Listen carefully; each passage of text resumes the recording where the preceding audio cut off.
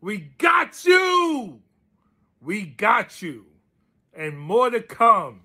Clown, thug, crook, criminal. This isn't a fake video, people. This guy sounds like Michael Rappaport without the swearing. So I just want everybody to appreciate, that's not a doctored video. That is straight up. You can see it in, you can't see the banner, but I'll refresh. That is straight up from Jamal Bowman's official Twitter account. I thought it was a joke. I'm like, no, this can't be real. This cannot be a congressman acting like a fool. I mean, there's the ultimate irony behind this, because when the video of Jamal Bowman, when he got arrested or charged with pulling the fire alarm, I was like, oh, maybe I can find something that shows what a hypocrite Jamal Bowman is. I found it. This is his official account. He's laughing at the Trump mugshot. Fool, criminal. We got you. We got you. Justice. We got you. And more to come. More to come. Clown. Thug.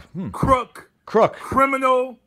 All right. Well, so the ultimate irony, people, is not much time later, Jamal Bowman, the man who couldn't tell what the fire alarm was and thought it was an emergency exit, apparently, the video of his lie comes out. He comes in there.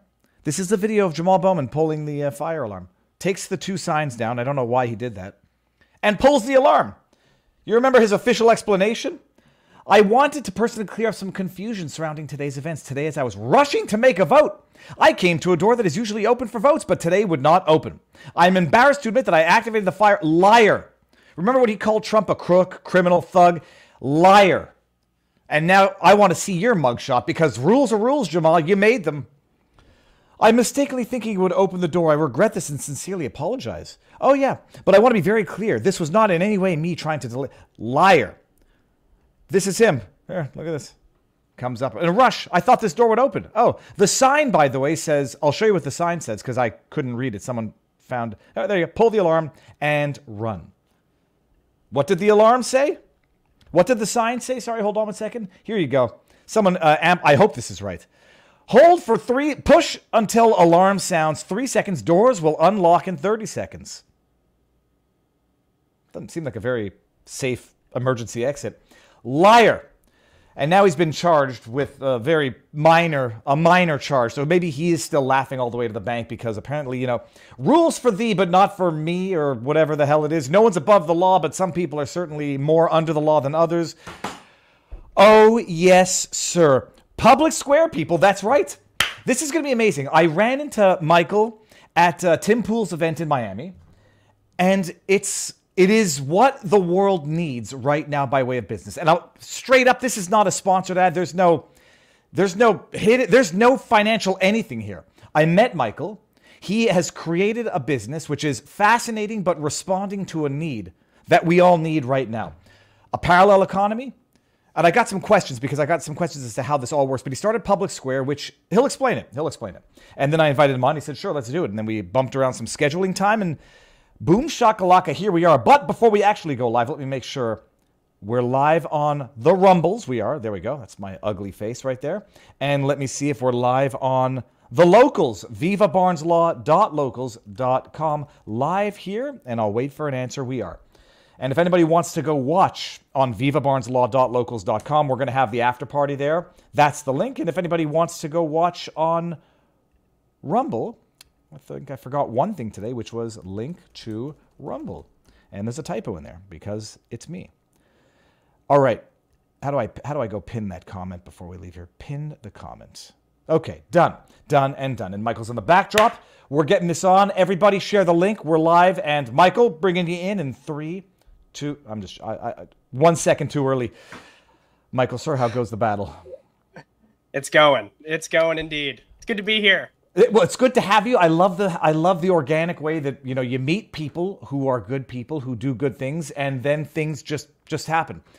30,000-foot overview. I will not spend too much time on your childhood. I got a lot out of you during the Tim event, but I might ask you some questions. Who are you? What are you doing? And how's life? I am Michael Seifert. I and my team have built the largest marketplace in the world of non-woke businesses that aren't going to lecture you about gender ideology when you're just trying to buy a cup of coffee.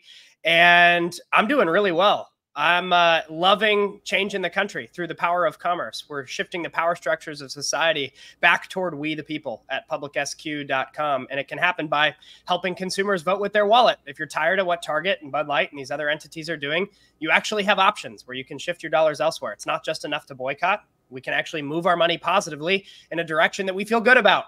And so I'm filled with hope. The world's kind of collapsing and Rome is falling, but we're having fun. Joyful resilience at the end of the day. Someone cynically said, you know, when World War III goes off, at least, you know, the ratings on TV are going to be good. I won't pry too much into childhood and upbringing, but may I ask, like, where are you from, siblings, what your parents do, and just to understand how you got to where you are now? I'm from Southern California. That's where I've lived the longest over the course of my life, but actually recently just moved to the sunny state of Florida. So I'm like you, fled communism, the People's Republic of California, and we consider ourselves political refugees. So we made the move to Florida. It was actually funny. The other evening, my wife and I were sitting in a restaurant with our sweet little girl, and we were having a great dinner. Our waitress was really kind. She said, "Hey, have you ever been here?" We said, "No, we actually just moved." She said, "Where'd you move from?" We said, "California." She goes, "Oh no." And I said, "I promise we're the good kind. And we're not going to vote for the same sort of policies that decimated that once beautiful state." So we are proud Florida residents now. We love the free state of Florida. And my parents are actually both of them from farming families in central Illinois. And they decided to go on a little bit of an adventure when they got married. And so they moved around the country with us as my dad had new promotional opportunities with his job. And so I saw a lot of the country and learned a lot of stories along the way. I've always been intrigued by politics and business. And so now the fact that what I do actually blends those two worlds, it's quite rewarding. So we have a wonderful family, a wonderful purpose-filled profession, and I get to meet lots of cool Americans. So it's an exciting life. So you were born in Illinois, or were you born and raised in California? I was actually born in Kentucky, and you'll like this, a portion of my upbringing was in Toronto, Canada. So while I've lived in California the longest, I'm from a lot of different places. And so I lived just south of Toronto for a few years of my childhood and made the move back to the United States for high school. And yeah, it's been a wild ride, but I feel like Florida's home for a while. So it's pretty refreshing to feel like we're settling roots. Other than, I don't want to poo-poo the architecture or the lack. I mean, it's sort of like all very similar structured buildings, strip malls and all that stuff. If you can get past that and the flatness and the hotness, it's a beautiful place. People are, I mean, as far as I can tell, genuinely and sincerely happy here. And it's tough not to be happy when it's sunny every day of the week and you're not being taxed out the wazoo. California is sunny every day pretty much, but you're taxed up the wazoo. Born in Kentucky. How many years did you spend in Kentucky? 4.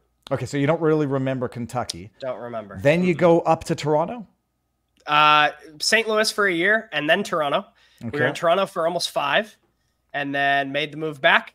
Then was in St. Louis, Florida, California, Alabama for a little while, and then California for basically my entire 20s. Well, let me ask you this. This is a lot of travel for a kid. How many siblings do you have? 1 younger sister. She actually works at PublicSq as well. That's amazing. It's the good kind of nepotism, I promise. This is a meritocracy around here. She earns her keep and she does a fantastic job as a product designer. So we're grateful to have my younger sister, Katie, on board.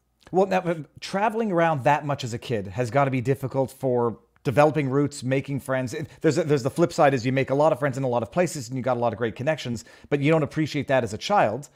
Do you harbor any resentment to your parents for the, not tumultuous, but what's the word? Not transitory either, but the traveling you did as a kid, which you probably did not like as a kid?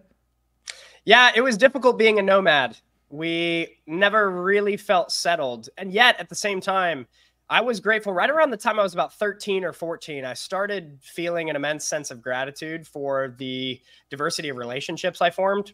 I had friends all over the country and truly over the continent. And doing all that travel also helped shape a lot of my social abilities. I think that one thing that's really hurting the next generation is the lack of ability to connect with each other. We're glued to our phones, we're glued to our screens. And if you've never really been forced to get outside your comfort zone as it relates to social interaction, you're really handicapped in that regard. And I know that now. Our team is filled with incredible staff members, many of whom are Gen Zers, but they're the anomaly compared to many of their peers. Many of their peers in this day and age can't even lock eye contact. It's actually very sad to watch. And so part of the travel and the moving around and the transitory nature of our family actually helped instill in me a great sense of the ability to communicate, the ability to create relationships very quickly, the ability to move past small talk quickly, to jump into deep conversation, and also the ability to transition well. I think one thing that people have a hard time too with is maintaining relationships long distance, and we were able to do that growing up. So I'm grateful, all in all. Very much a net positive. How old are you, if I may ask? 28. So 20. Okay, fine. So you're growing up with this highly movable life, but it's in the digital age, so it really does change everything. It's like you didn't have to rely on writing letters and pen pals to maintain friendships. It could be as direct as the internet. Okay, what did you study in university? Political science. All right. And any business after that, or just political science straight into this? So I took a unique approach coming out of high school. I graduated high school, and my father was actually very much into finance. And so taught me a lot about personal finance as well as corporate finance, taught me a lot about the way that the economy works, and understood a lot of how economic structures shape society, and then vice versa, how society and policy shapes economic structures. I loved it growing up. I grew up reading people like John Locke and Thomas Paine and learning a lot about social structures and the public square and what makes a community thrive, learning the difference between a republic and a democracy, and that we truly are a constitutional republic and why that's so important to preserve. I just loved soaking all this up as a kid. And so when I graduated, I actually wanted to get to work right away. I did a year of traditional schooling, went to University of Alabama, did a year in person, and just didn't really feel like the in-person college experience was for me. I wanted to go work. I wanted to get my hands dirty and actually jump in and put some of the practical skills I had learned to work. So I left school in person. I went to online schooling through Liberty University, and I actually graduated my entire bachelor's degree with a major and a minor online. I never actually stepped foot on the Liberty campus. I did it all online before online school was cool. And was really grateful to graduate while I got to work full time. So I worked in nonprofits. I worked also in private equity, and I got to do that working with small business owners and different entrepreneurs, all while I was doing school at night. And that really set me up well for what I'm doing today. So I'm grateful for the degree, but more than anything, I'm grateful for the practical application. Many other countries do this, by the way. They encourage their high school students to start flexing their muscles within a specific profession or school of thought earlier than later. And that way, when you actually graduate and you head into your professional career, you're not just looking at 18 as the transition to more schooling. You're actually looking at 18 as sort of the age where you transition into providing value to society. And that's what I wanted to do. So now we're here, and it's worked. I've never really let the age thing hold me back. I've loved to go and work and build and try to provide value. I found out last week I'm the youngest CEO of a publicly traded company, which I didn't know. But that's kind of fascinating as well. So hopefully I'm just at the beginning of this lifelong journey to providing value and helping change societies through commerce. It's cool. Let me ask the crass question, because there's a big debate about the cost of university in America. You do an online university education at Liberty. What did it cost? Gosh, I think my per semester cost, with no scholarships or anything, because it was an online school that was pretty simple. I think my semester costs all in was like $6,500. So my yearly tuition was less than 14 grand. It was a very cost-effective way to do schooling. It was actually affordable. And I took a lot of classes. I kind of expedited the journey and the path there. So I tried to cram a lot in a short amount of time. I highly recommend it. It was an amazing world-class curriculum too. Your teachers will call you every week. Liberty University is a Christian school as well. And so if you're a person of faith, they'll call and they'll pray for you. They'll send you newsletters and updates and reach out if you need help. I mean, it was an incredibly personable experience. And this was before COVID, obviously. And so I loved the way that I did college. I couldn't recommend it enough. I have friends that went and spent $250,000 on a 4-year degree, and I just can't resonate with that. Well, first of all, so you read the classics, John Locke and all of the other historically big brains. as far as current thinkers go, current political influences, who did you, I mean, you're still growing up, but who did you listen to in your teens, early 20s, in terms of modern voices to shape your politics? Yeah, there's actually a book I want to recommend to everyone. There's an author named Paul Johnson. He wrote a book called Modern Times. I read this book in, this was probably about 7 or 8 years ago. And it was incredibly transformative in my understanding of the last 100 years and how we got where we are today. It's a little bit of a bigger book. It takes a longer time. I would encourage folks to sit down for 6 months and just kind of enjoy it. Don't feel the need to rush through it. It's about 850 pages. But Paul Johnson was a great thinker that informed a lot of how I view the bridge between politics and economics. I've also loved some of the modern thinkers in sort of the, I don't know that I'd necessarily call it populist movement, but somewhat populist, bringing power structures back to the people. That's sort of the anthem of populism. And there's some great thinkers that we all know and love, like Tucker Carlson, that's actually informed a lot of that thinking. In fact, I reflect on a great debate between, it was very cordial, but it was a debate between Tucker Carlson and Ben Shapiro probably about 4 or 5 years ago, when they were talking about the new technological revolution and how AI was going to either disrupt or complement the economy. And Tucker and Ben had two varying theories on how we should see this new age of automation. And Tucker's goal was really to preserve local communities and to prioritize small businesses and to make sure that major sources of employment, especially for like non-college educated males, are preserved. So we talked about truck driving things, and that really resonated with my family, who comes from trucking and farming. And so that was really fascinating to me. I've loved people over the years, honestly, like you guys. What you're doing with Viva Barnes is really exciting. I like the law and how that incorporates to all of this as well. Love it. It's not a university, people. That's a joke. Yep. No, it's really cool. I've had a lot of neat influences. There's some business people as well. There's a gentleman named Dario DeLuca who does a lot in sort of the private equity thinking, trying to build communities.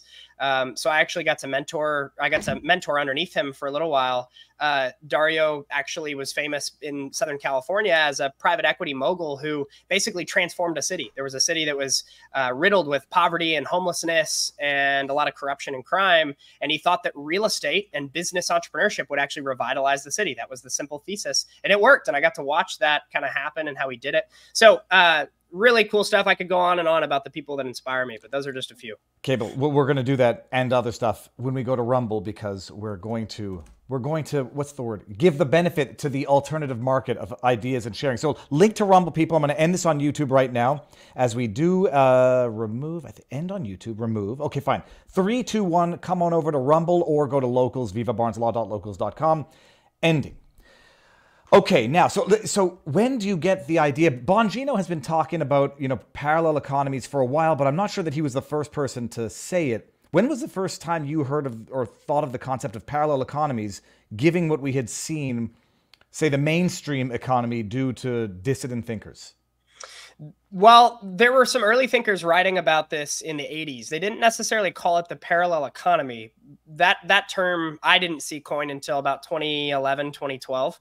But what I will say is that back in the 80s, you'd see people start to speak of the concept when they talk about the diverse kind of economic landscape that was emerging, especially categorized between stakeholder capitalism and shareholder capitalism. So the United States was largely founded upon this concept of shareholder capitalism, where the goal of a company really should only be providing value to their consumers and their shareholders. Like, as long as you're maximizing value to the people that own the company and the people that the company serves, then you're doing your job well as a business.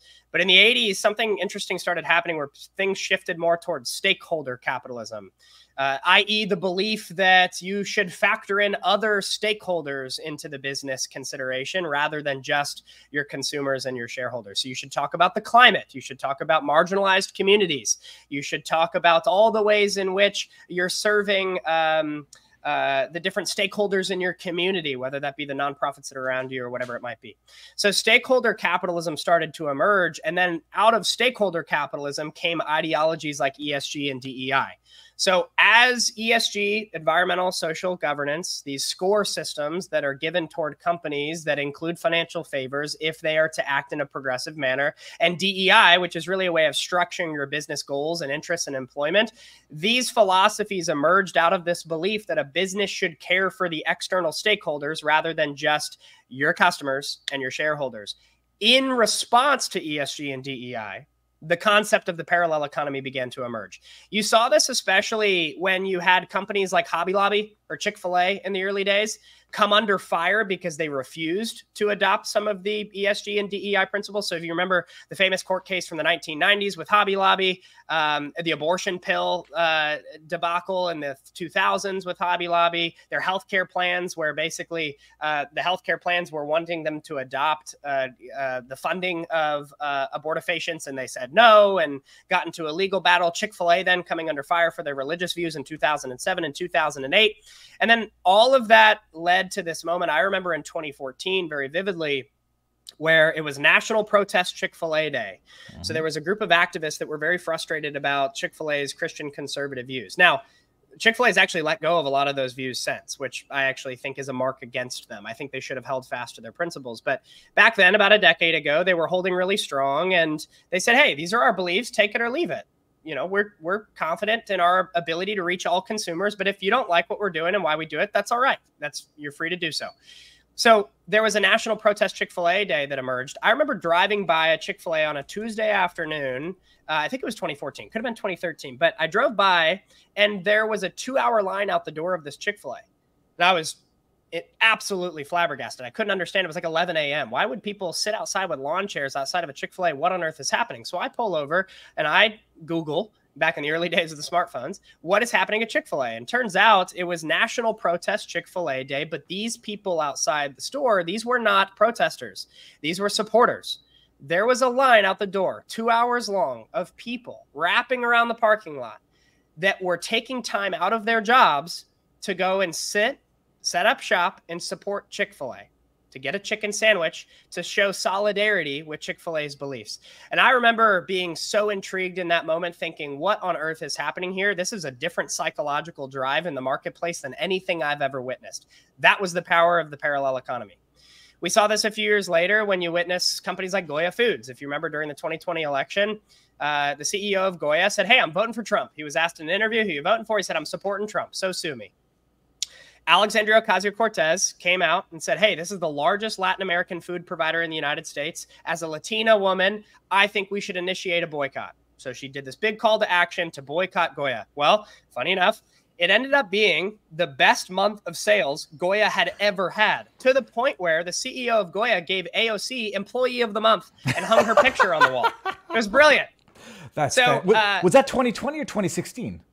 I think it was 2020. It could have been 2016, but I think it was 2020 because I don't think AOC was in. She was in office when this happened, if I remember correctly. Jeez, okay, that makes sense. I thought I would have remembered that incident. I remember the boycott and the bounce back to some extent, which is going to lead into some future questions that I didn't hear. I thought I would have remembered the Employee of the Month. That's classic. And so you're seeing the pushback to well, not calling it censorship, but to the boycotts, and that's the genesis of the idea.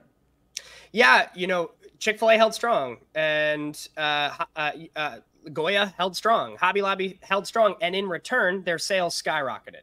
And that is the power of the parallel economy. So when these businesses come under fire for standing strong in their values, they have more traditional, more conservative values. They value meritocracy, excellence. They're not going the way of the DEI and ESG crowd. When that happens, their sales surge. They have lots of new customers. They actually don't lose as many customers as some people might think. And they're put on a whole new path to success than beforehand. So that's that concept of parallel economy. ESG and DEI have driven stakeholder capitalism. And in return, there's been a rebuke of that through the power of the parallel economy. And those companies are thriving and succeeding. So PublicSq, for example, is a rebuke a direct alternative to the Targets and the Amazons of the world. That's what we're building here, the Etsy's of the world. We're building a marketplace that actually prioritizes the values that have made this country so special in the first place, prioritizes meritocracy, love for country, Constitution, the values that it protects, and our growth has been tremendous as a result. Now, the parallel economy will have people that are genuine, and the parallel economy will have people that are grifters or just trying to make a quick buck off of it. The only companies that will really succeed in this arena are the ones that are genuine. They have to actually understand this TAM. Actually, before you get there, I just want to bring up this one particular story. This is, I don't know if this would fall under how the mighty have fallen, but this, I was trying to remember, this actually happened. This was the CEO of ChickfilA shining. I'll just read the headline so no one's going to accuse me of editorializing. People are slamming Chick-fil-A's CEO for shining a black man's shoes on stage in a bizarre display of repentance and shame. And there you have it. Dan Karthy said he bought about 1,500 shoe shiners for different Chick-fil-A employees. Oh, my goodness. Okay. Question here. I presume you've done some studies that you know the buying power of the various demographics, because you have these online mobs who say, we're boycotting this and that. And a lot of people reflexively or responsibly say, good, you were never the consumers in the first place, and you don't have buying power, not in a judgmental way, but your boycott is purely illusory or symbolic with no financial impact, except in the way that it causes other corporations to respond in kind. Do you have any hard stats on the buying power of, let's just say, conservatives versus liberals, or Democrats versus Republicans, boycotters versus actual consumers? That's absolutely. It's a great question too, and you brought up the Chick-fil-A story. I think that stories like that continue to come out showing Chick-fil-A's sort of fall from their original intent. I think if there was another boycott Chick-fil-A day today, you wouldn't see the same surge like you would have seen 10 years ago, because people don't feel in our movement that Chick-fil-A has really stood strong. I think you would see a massive surge to the Gouyas of the world that continue to stand strong to this day. You'd see a surge to Hobby Lobby that continue to stand strong to this day. You'd see a surge to the gun companies that continue staying strong to this day. You'd see a surge to the 75,000 businesses we have on PublicSq that have all, in just the last 2 years, taken a stand and say, hey, we love these values and we're not afraid to stand for what actually built this great economic system. In terms of the buying power of this parallel economy, you can categorize it in two ways. Number one, if you look at 2020 election data and you look at folks that voted for Trump, okay, so we're not just a political movement. We have cultural stars on our side. We have professional athletes on our side. We've had exposure into lots of different avenues to get the PublicSq name out there. But even if you just said we are purely a political marketplace, here's the opportunity. In 2020, $7 trillion of GDP was represented by Trump voters in the United States. $7 trillion. $7 trillion is the third largest economy in the world by GDP, only behind the United States more broadly and behind China. Well, what is the, more broadly, the $7 trillion of what is the United States GDP entirely? Well, now we're 30. We're over 30, but at the time we were about 24, I believe. No, so that's about good... a third of the GDP. Oh yeah. Okay. And that's just Trump voters. So we're just talking 18 and older people that voted for Trump. I believe we were right around, we were probably a little bit closer to 21 or 22, or yeah, right around there on GDP. And so $7 trillion, it's a massive, massive dent. That's larger than India, larger than Germany. And so you look at the economic opportunity of that buying power that's being completely ignored, and you'll start to realize that not only is this a very liberating movement to create a parallel economy full of the Gouyas of the world and the Hobby Lobbies and all the different companies that are standing strong, it's also a lucrative one. So if you take that further, look at the boycotts this year. So Bud Light decided to go woke, and they absolutely slapped their audience in the face. And they meant to do it. They said that they had an actual mandate to reform their audience. That's what the VP of marketing said, right? So look at what happened. You saw a boycott, a 26% decline in sales immediately. And between Bud Light, Target, and Disney, you saw, so Anheuser-Busch, InBev, Disney, and Target, a $50 billion decrease in market cap in less than 60 days. In fact, if you look at Target, which followed the month after Bud Light, you saw their stock get downgraded twice by JP Morgan. Something that's interesting here, by the way, is that JP Morgan has been one of the biggest entities that's cheering on ESG. But when ESG actually leads to the decrease of your business, they're more than happy to downgrade your stock and penalize you. So they were the one that fed you and gave you incentive to get a higher ESG score. Then when you do that thing and it hurts your business, as it inevitably will, then JP Morgan punishes you. It's a very sinister system. Target then experienced the first earnings miss they've had in 6 years. Do you remember the last time they had an earnings miss 6 years ago? What was happening? It was the bathroom debacle. The bathroom? So, the transgender bathroom. Okay. That's exactly right. So they clearly didn't learn their lesson. That money, and here's my point, that money, that $50 billion of decreased market cap, it's got to go somewhere. It doesn't just totally evaporate. These are consumer businesses. So the money's got to shift. Where is it shifting? Well, on the beer side, it shifted to Modelo. Modelo's now the #1 selling beer in the United States. It also shifted to our marketplace. The day after Bud Light did what it did, we had an 800% increase in searches for beer on our platform. That's amazing. Yeah, it was incredible. It was incredible. Target, same deal. When Target did what it did, consumers flocked to our app, and we were a top 10 app on the entire app store for over 10 days. And so we've really seen a surge toward the parallel economy as we recognize how corrupted and broken the existing institutions and the incumbents in corporate America are. I don't even know if we should get into the Bud Light UFC sponsorship for the time being, because I think people are going to criticize it. But I said, like, if UFC got a good deal out of a desperate company, rake it in. I don't think people are going to stop watching the UFC and move to Pride, for example, out of boycott. Okay, so the market has been analyzed. Actually, I want to get into the going public business in a second, but hold on. What was the question? I guess the question, certification. You say that these are not grifter corporations pretending to be like-minded because there's a market there. The company that I couldn't remember, or the certification I couldn't remember when we met at Tim Pool, B Corp, where you get this B Corp certification, and it's like, it shows you're a good company, you do all this crap. And I saw what goes into certifying B Corp, and it's the same, you're not rubber stamp, but pay for the label type thing as dolphin-free tuna, which is something you license out. There's no overview, there's no verification. It's just you get a label, and you could kill as many dolphin as you want, but so long as you got the label, it looks good. What is the application, certification, verification process to make sure that the companies that are part of PublicSq are legit and not phonies? That's a great question. So a few points here. First is many of these businesses self-select. So if you're a business that's kind of on the progressive authoritarian left, you're not going to want to join our marketplace. We don't often see businesses trying to pull the wool over our eyes and join and associate themselves with this marketplace that often gets labeled as super conservative or alt-right or whatever it might be. So they're not going to self-select that. We find that that's rare. But that said, in case that were to happen, we have a very strict vetting process. So when a business signs up, they immediately see 5 core values that guide our experience. You can find these values at PublicSq.com. So if you go to PublicSq.com, scroll down the page, you'll see our values. A lot of people, by the way, ask PublicSq, what's that stand for? It's obviously PublicSq. SQ is how you write it short form if you're writing an address, obviously. We're actually, though, next week, this is exciting, brand launch, we're launching to PublicSq.com. So next week, we're actually having PublicSq fully written out, doing a little brand revamp, bought the rights to that, which is really exciting. And that'll be a fun next step for our company. So if you go to PublicSq. Yeah, I wanted to scroll down. Okay.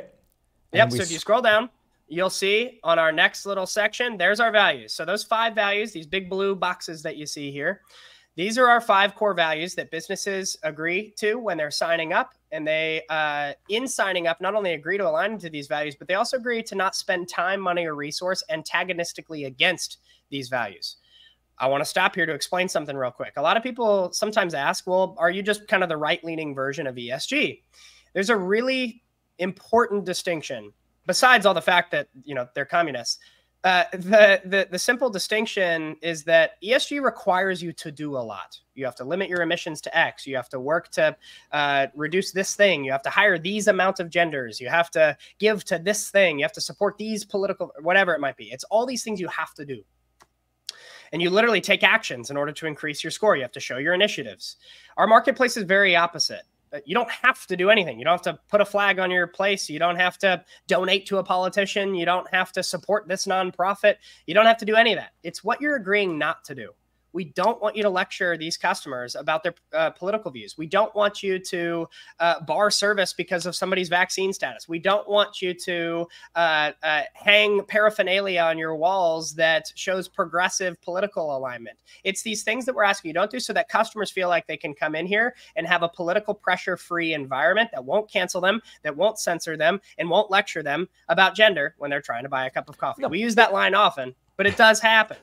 And so it's what businesses were supposed to do, which is serve the clients irrespective of politics, because business was not to be mingled with politics. Once upon a time, they would say, it's not a question of not having beliefs, but don't espouse beliefs in the business that alienate some of your customer base.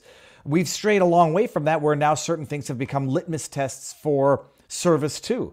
DEI statements of inclusivity that they sort of compel lawyers to make. Now, they took it down in Ontario, but so it's not a compulsion to do something. It's a compulsion just to not do something and let people be people and be consumers without being lectured. It's magnificent.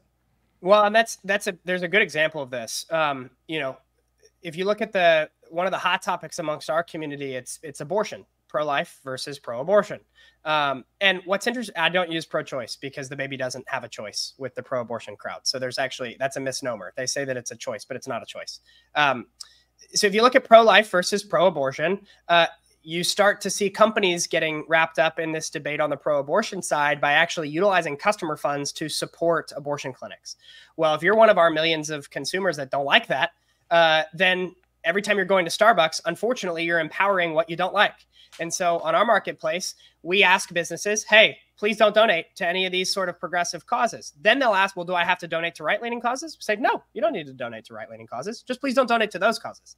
And that's the real distinction here. And that way consumers can know with blessed assurance when they're coming to our platform that they're not accidentally funding a political campaign when they're just trying to buy a cup of coffee or a new pair of pants or whatever it might be.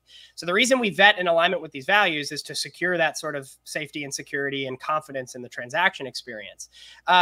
Once they agree to those values, it's then passed off to an actual research team. So we have a team of about 10 research analysts that are on our business integration team that are cranking every single day. They're utilizing an algorithm called the PSQ score that we've developed that basically scrapes anything a business has ever said publicly online. So on their social media or on their website, and it creates in a millisecond a composite score that sort of acts as a base level for the vetting process and flags any areas of concern for our research team to then go dive into. They're scanning, making sure the businesses, by the way, we're not just vetting for values, we're vetting for quality too. We want to make sure these businesses are legitimate, that they're providing quality service, that their links work the way they're supposed to, that there's inventory like they say there is, etc. Once that happens, they're passed through, given the green light, and they're live on the platform. We can pull all that off generally in about 24 hours. That's unbelievable. It's pretty cool. Yeah, it's pretty cool. It used to take a week, and so we've refined the systems quite a bit. It's it's working. Can someone on the team just like go scrub the internet for my social media posts and tell me what my score is? We'll give you a PSQ score. Yeah. Okay, that's amazing. And has it ever happened that someone not ratted someone up, but someone says like, "Hey, I just saw this guy attend. I saw the CEO at an event or making a tweet." Like, is there a community sort of surveillance? Yeah, there is. We definitely have a "how was your experience? Let us know" call to action after these transactions. What we often find is that most of the concerning issues or actions are caught on the front end. So it's very rare that we have a business approved and then we find something out about them. It's very often that we have a business come on, try to get approved, and we find out that something's wrong. So for example, we had a business that was trying to join, and it wasn't even a nefarious business. They would say they agreed with our values, but it's a brothel in Reno. And we're like, hey, we're a family-friendly platform. We're not going to promote a brothel from Reno. Sorry. Like, there's places you can go promote your thing, but that's not going to be on our platform. So they would say, hey, we agree with your values, but they didn't actually fit the sort of family-friendly nature of our platform. We have minors on the platform. We're not going to do that, right? And so another industry that's tough is like cannabis. So not necessarily CBD. CBD is easy. We have lots of those companies on the platform, but literal dispensaries, regardless of your feelings on the issue, there are massively varying regulations around the country as to how all that works. And so for us, we've just sort of stayed away from that one. But the vetting team catches a lot of that on the front end. The issues that we do find when a business has been approved, this is rare, but this has happened, a change of ownership. Mm-hmm. So if a business sells, for example, and the new owner comes in. Now that we've been around as a platform for about 18 months, we're starting to see these sorts of issues arise. And so the way that we mitigate that is by reaching out to these businesses fairly often. We actually want to have regular communication with these businesses. We email them a few times a week about different things. We ask them to participate in different surveys and things like that. This helps us have a regular sense of community and communication with the business community. That's worked very, very well. So we've also had the heartwarming stories where the few times businesses have come under fire for being on PublicSq, they stand strong and the community rallies in support of them. So for example, there was a cafe in Chicago that was on PublicSq, served fantastic Cuban food, amazing, amazing dishes. And they got exposed for being on PublicSq by a local Antifa chapter. So what did? We sent a ton of consumers to their business. Same deal with an ice cream store that we had on the platform as well. They came under fire in a local Facebook group. Not to worry. We brought them 500 new customers in a day when we did a big campaign to celebrate their business. It's really incredible to see the power of the parallel economy. And you can't cancel all 75,000 of these businesses. You can't cancel all over 1.6 million of our consumer members. You can try, but it won't work. We have too big of an army at this point. There's strength in numbers, and it's incredibly refreshing for our consumers and business community alike to know that. Well, now that you mentioned that, and then I hadn't thought of this, but set aside boycotting. How about vandalism? How about like destruction of businesses has that occurred yet? We had one instance after the Bud Light debacle where a brewery on our platform faced vandalism and graffiti from opponents to our platform and to the stance that they were taking. These people basically came out and said, hey, we're not a huge fan of what Bud Light did, and we have alternatives. So if you want to come here, come here. And, I'll protect the privacy of that brewery at the moment. But it was a great establishment with a fantastic reputation in their local community. And these are a few bad actors that were trying to antagonize them. So we reached out, offered to pay for the cleanup process, and they were back on their feet that evening for the next night of business. And so that is incredible. It's the win. That's how we do it moving forward. We've actually paid for a business's legal fees as well. There was another restaurant in Chicago, actually, that had a fine that they received from the city coming out of COVID because they denied the restrictions. They kept going and offering service to anybody. They wouldn't ask for masks, wouldn't ask for vaccines, and they never closed.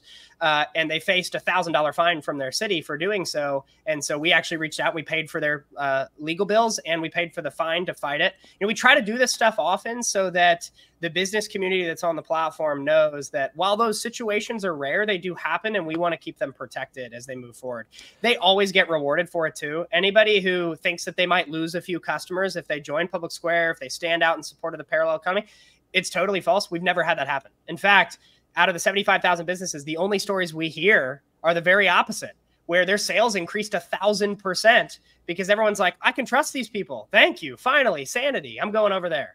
Now, I don't want anybody coming away with any unreasonable expectations. What is the PublicSq's formal policy on assuming legal fees and things like that? Do you do it like one-off basis? I presume it's in your terms of service that you have no obligation to do it, so everybody shouldn't just be running to you when they have a problem?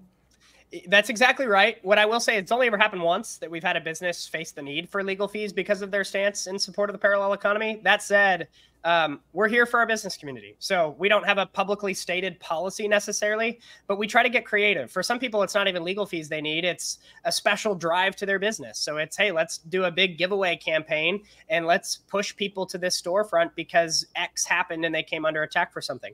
That's happened with ammo companies on our platform where, they come under regulatory fire. And so they just need a good surge of new customers. We polled our business community earlier this summer and we asked them, what's your greatest need? So not only is it to connect with values-aligned consumers, all these things, and you want to feel like you're a part of a marketplace that has a real sense of purpose behind it, that's helping you grow your business by prioritizing the basics of meritocracy and value for your customers.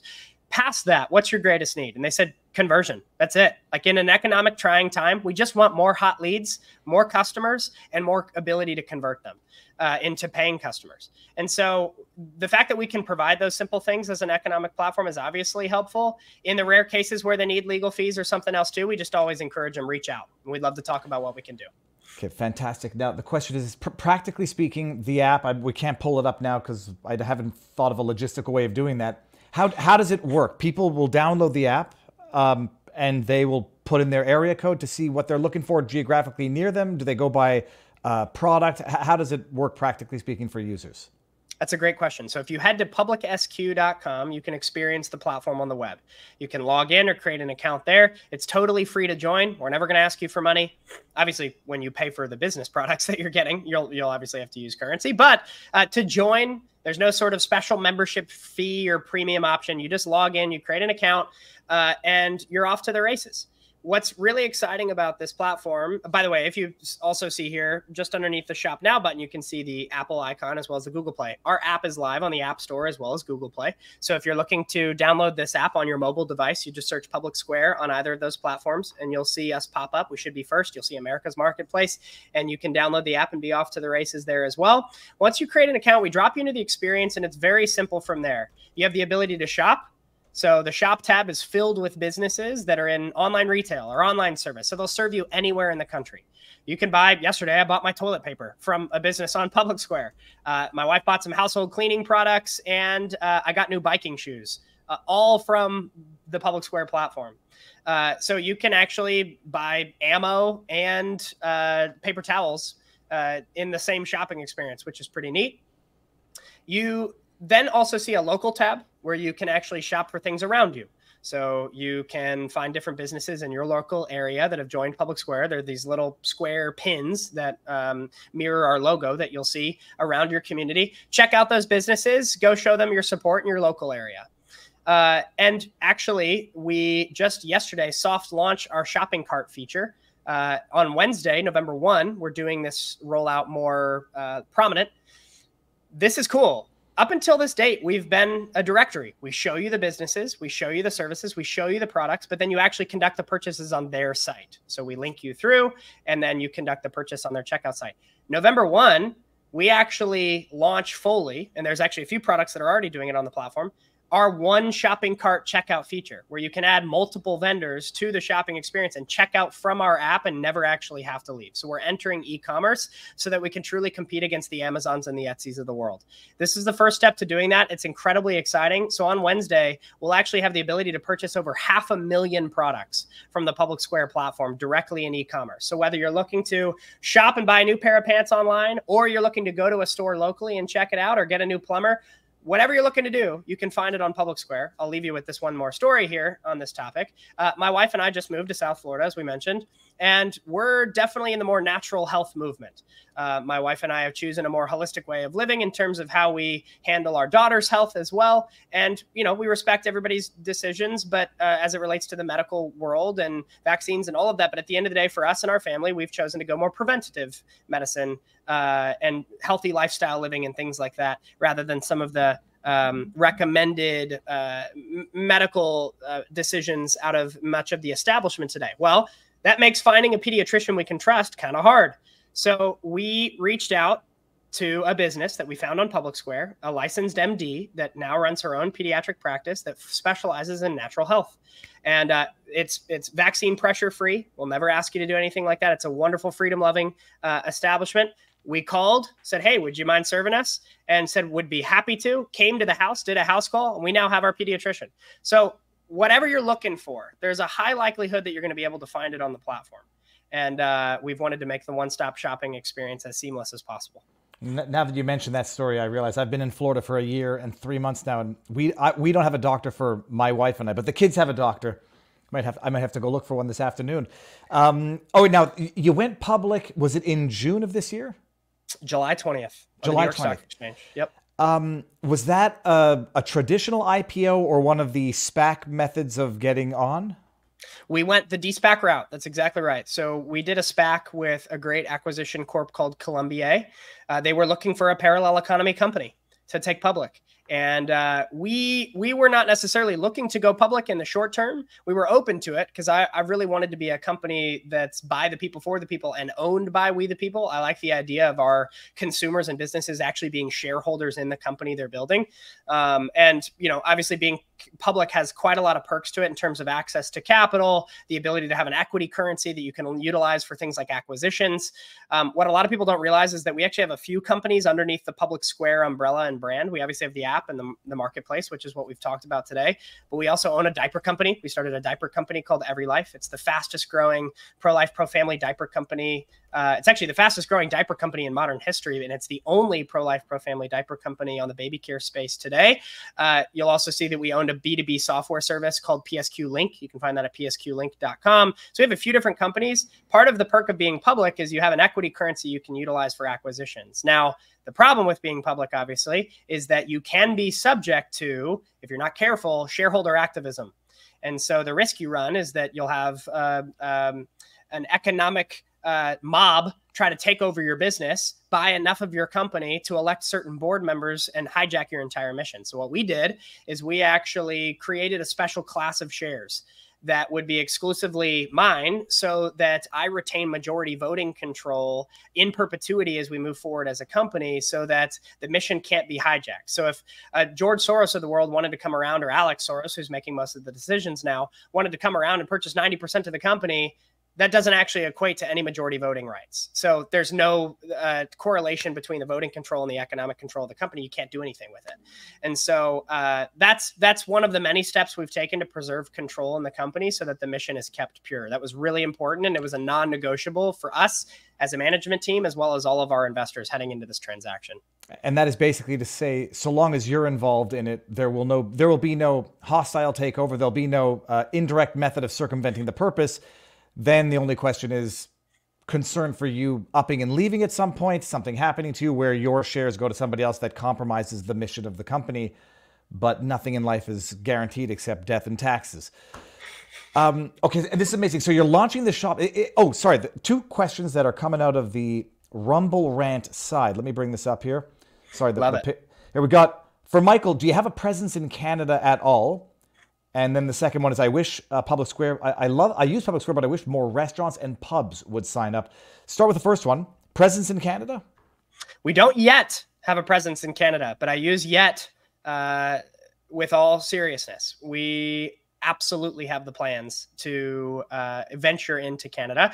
Now, there's one important note. As we look at going international, which will happen in the future, I'm not going to give any specific dates, but it is something we're actively working to.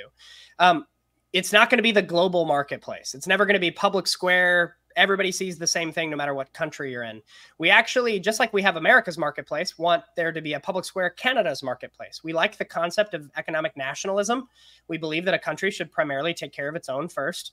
And so we want to make sure that as our marketplace grows and expands internationally, we have this special affinity and appreciation for localism and nationalism. So we're looking forward to building Canada's marketplace. If you actually go to international.publicsq.com, so international.publicsq.com, and you join our international waiting list, that would be incredibly helpful. We've already had tens of thousands of folks around the world join our waiting list, and that helps us know. You just have to put in your email, let us know what country you're from.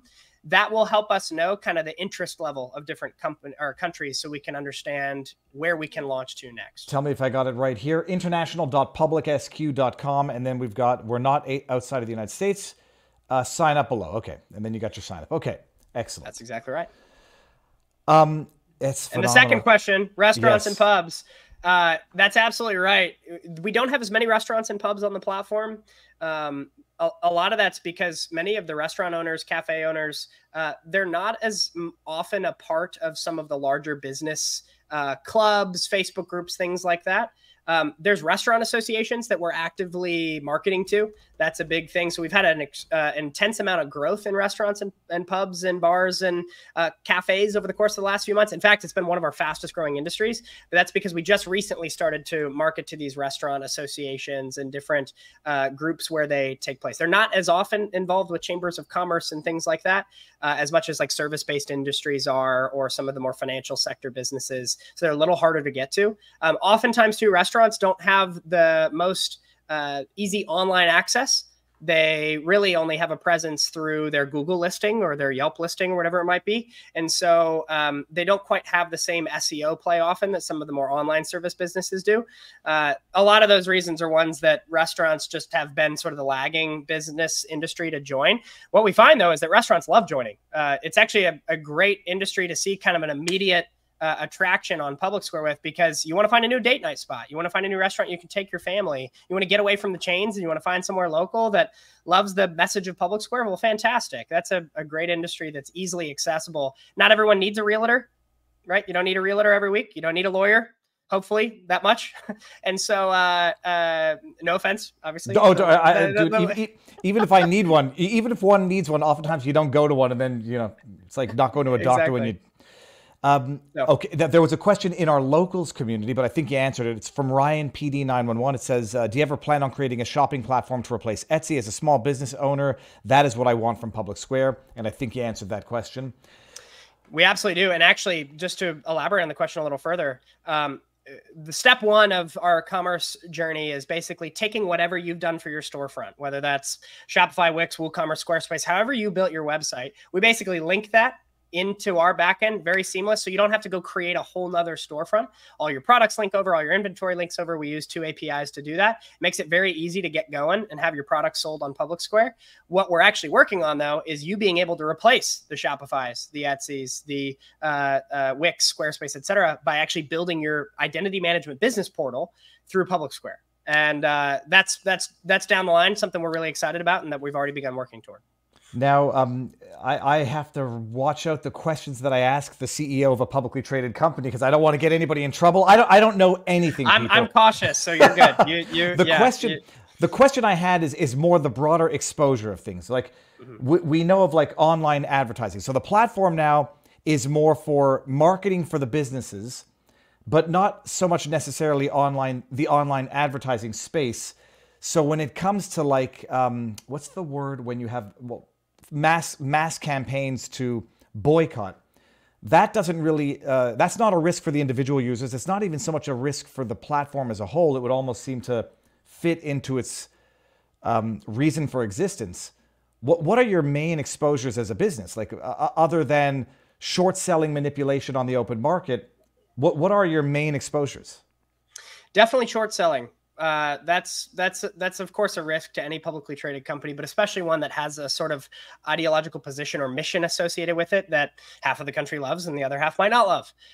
So that's certainly present in the business. Now, the reality is the best way to break through that pressure is simply continuing to execute, because the more buyers you have into the stock, the more that you break through any sort of glass ceilings that are there. And so, you know, if you have more buying pressure than selling pressure, it makes the world of a short seller a nightmare. And that's obviously the goal. I don't think too much about the stock. We actually, I'll tell you this, I can share this publicly. Our largest investor reached out the day before we went public, and he said, "Hey, just remember, I'm not looking at the stock for multiple years, and neither should you. Go build your business. Execute, and the stock will follow." Stock's a lagging indicator, especially when there's market volatility. And so our big thing to kind of push out the noise is go build a business that provides a lot of value to customers that they see a real need for, and make a lot of money while you're doing it. Make sure you're maximizing your business processes, and the market will follow. So short selling is definitely one. Other risks include things like, honestly, just the heavy regulatory environment. You know this well. If they can't cause your business to fail, they'll cause you to get distracted. Mm-hmm. And so the desire for a lot of our adversaries is to just try to distract us with stuff. Try to distract with vain threats, try to distract with animosity, try to distract with pressure. That's really the goal of these. By the way, it happens in politics too. They don't actually think Trump's guilty of any of the 91 things. They don't think he is. They know he's not. They know that this is all political hocus pocus. They do it because they want him distracted. They do it and they line up these trial dates with Super Tuesday and things like this because they want him distracted and not able to focus on the mission. Little do they know, it actually helps him. The more that they attack him, the more that he garners support. Similar is the case in our world. Rumble's experienced this as well. When Rumble experiences a lot of regulatory pressure, Rumble thrives. People really see a draw toward the platform because they recognize, like, we're in a fight here and we need to support those that are standing strong for our community and the values that we hold dear. And then finally, there's one more that I'd mention, which is just, we really are prioritizing the expedient ownership of our own infrastructure on everything we do. So anytime we have a new vendor sign on, for example, that's helping us with SMS messaging or whatever the thing is, whatever tool they're helping us with, we actually ask them the values question. Hey, if we face political pressure, if we get a bad reputation because of our views, are you going to cancel us? And we've had people say yes. And so we say, all right, we're gone. We've had other people say, no, we won't. And we say, okay, well, we need that in legal writing. We need it in our contract. We try to really stress vendor alignment with any tools or partners that we utilize in this space as we're building our business toward the ultimate goal of eventually owning it all ourselves, which is really what we're building toward. Fantastic. And what I know you haven't, I think I know that you have something coming up. What are the two, you have an event coming up that you're sponsoring. Am I not wrong about that, in Miami? You are not wrong. It's actually in Orlando, but you were right. We are partnering with Rumble and the Florida GOP to actually host the Florida Freedom Summit. It is an incredible event where every single major presidential candidate on the Republican side is going to be speaking and making their case as to why they believe they're the right candidate for 2024 election for the Republican nomination. So Trump will be there, DeSantis will be there, Vivek will be there, Nikki Haley will be there, the whole crew. And we're going to hear what they have to say specifically about the business community. We're really proud to be sponsoring this with Rumble and partnering with this. Chris and I are on our panel together, which will be fantastic. I'm speaking. Omid Malik, the CEO of Columbia Acquisition Corp that took us public, is speaking as well before DeSantis. And we're going to make sure that the interests of the business community are represented. We're also hosting our first ever PublicSq town hall. So we actually have Congressman Jim Banks from Indiana, who's actually running for Senate there, as well as Donald Trump Jr. joining us Monday, November 6th in Indiana, where we're packing out the largest bar in the state of Indiana. It just so happens they're on PublicSq. We're packing out that bar with PublicSq business owners who are going to get to ask Jim Banks questions. How are you going to represent the interests of the business community on PublicSq? And thankfully, Jim is a big proponent of our values and the stance we're taking. And so that should be a fun event as well. We're going to do a lot of those moving forward into the future to make sure the values of the businesses on PublicSq are represented in the actual political PublicSq. Fantastic. And I'll just read two more here. We got P. Moyer says, I just joined PublicSq. Looking forward to using it, Michael. And Finboy Slick says, another thing that people can do to help, disable your ad blocker on freedom-friendly platform sites, not just to help the sites, but also the businesses that advertise on them. I was looking to make sure I put in the right links. I put in all the links. Where can people find you, Michael? Well, you can find the platform, which is really what's most important, at PublicSq.com. So if you go to PublicSq.com, you'll also see links to the App Store and to Google Play. You'll also see links to our diaper brand if you're looking for diapers. You'll see links to our PSQ Link, our business service, in case you're looking for a sales tool that can help you compete against Salesforce and some of the product offerings they're offering there. So PublicSq.com, that's definitely the go-to. I'm on Twitter, or X now as well, at Real Michael Seif. So S-E-I-F, the first four letters of my last name, at Real Michael Seif on X. And that's where I spend most of my time. I'm on Instagram, and we as PublicSq on Instagram and all these other platforms as well. But I'm a big proponent of the newly reformed X, and that's where we do most of our important communications. Absolutely phenomenal, Michael. Thank you so much for coming on. Hopefully we'll meet up in Orlando, but thank you for coming on, everybody. Michael, go. Enjoy the day. We'll talk soon. It's good to see you. Thanks so much. You have an amazing community. And so it was a pleasure to be able to talk to everyone. Appreciate it. Amazing. Thank you very much. All right. Have a good one. See you soon. You too. Oh my goodness, that's amazing. I signed up, by the way. I just wanted to make sure that when I opened it up in my browser that nobody, incidentally saw my password or email address, because I once accidentally showed my email address during a stream. Not that I really care, because it's not a mystery email address, but my goodness, did I notice some spam. And holy cows, I don't know if Google picked up on the wording of my email address, because it wasn't even like real people. It was just immediate spam. All right, now, for the rest of the show, we've got Robert Gouveia talking about Trump and his sham of a prosecution. Robert Gouveia, Watching the Watchers, for those of you who don't know who he is, everybody knows who he is, has been covering it, giving some of the most exciting, watchable summaries of the shams that are going on right now. He's been covering the plea deals as well, and I've been watching him. And I've been saying publicly, I appreciate his optimism, but I don't share it. So we're going to discuss that today. Gouveia's in the backdrop. Robert, are you good to go? All right, thumbs up. Boom shakalaka. Sir, you're looking good. How's it going? Good to see you, Viva. Thanks for having me on today. You got a nice...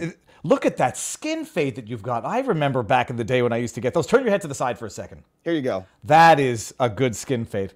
Shout out to Sergio. Yeah, that's my boy Sergio around the corner. Well, we got to see if Sergio is on PublicSq. It's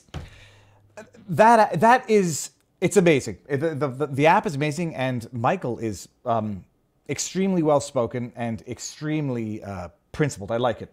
Between PublicSq, I know between PublicSq and Rumble, there's an alternative. There's an alternate market economy, platforms.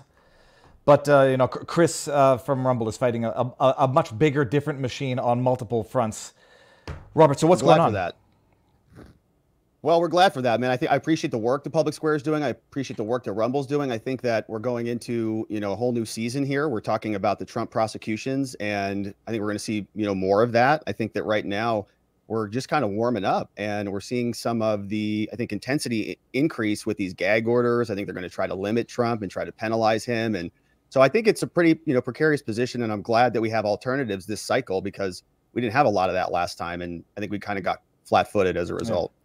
Oh, we'll start with we'll start with the, I say not less controversial. We'll start with the stupider ones because the New York, dude, Robert, I've been asking everybody. Nobody's given a different answer. Leticia James taking to Twitter every day to put out it's Orwellian, not like 2 minutes of hate, her Orwellian 2-minute summaries of the trial that she's currently conducting, talking about evidence, witness testimony, putting it up on Twitter for a trial that for some reason is not being broadcast.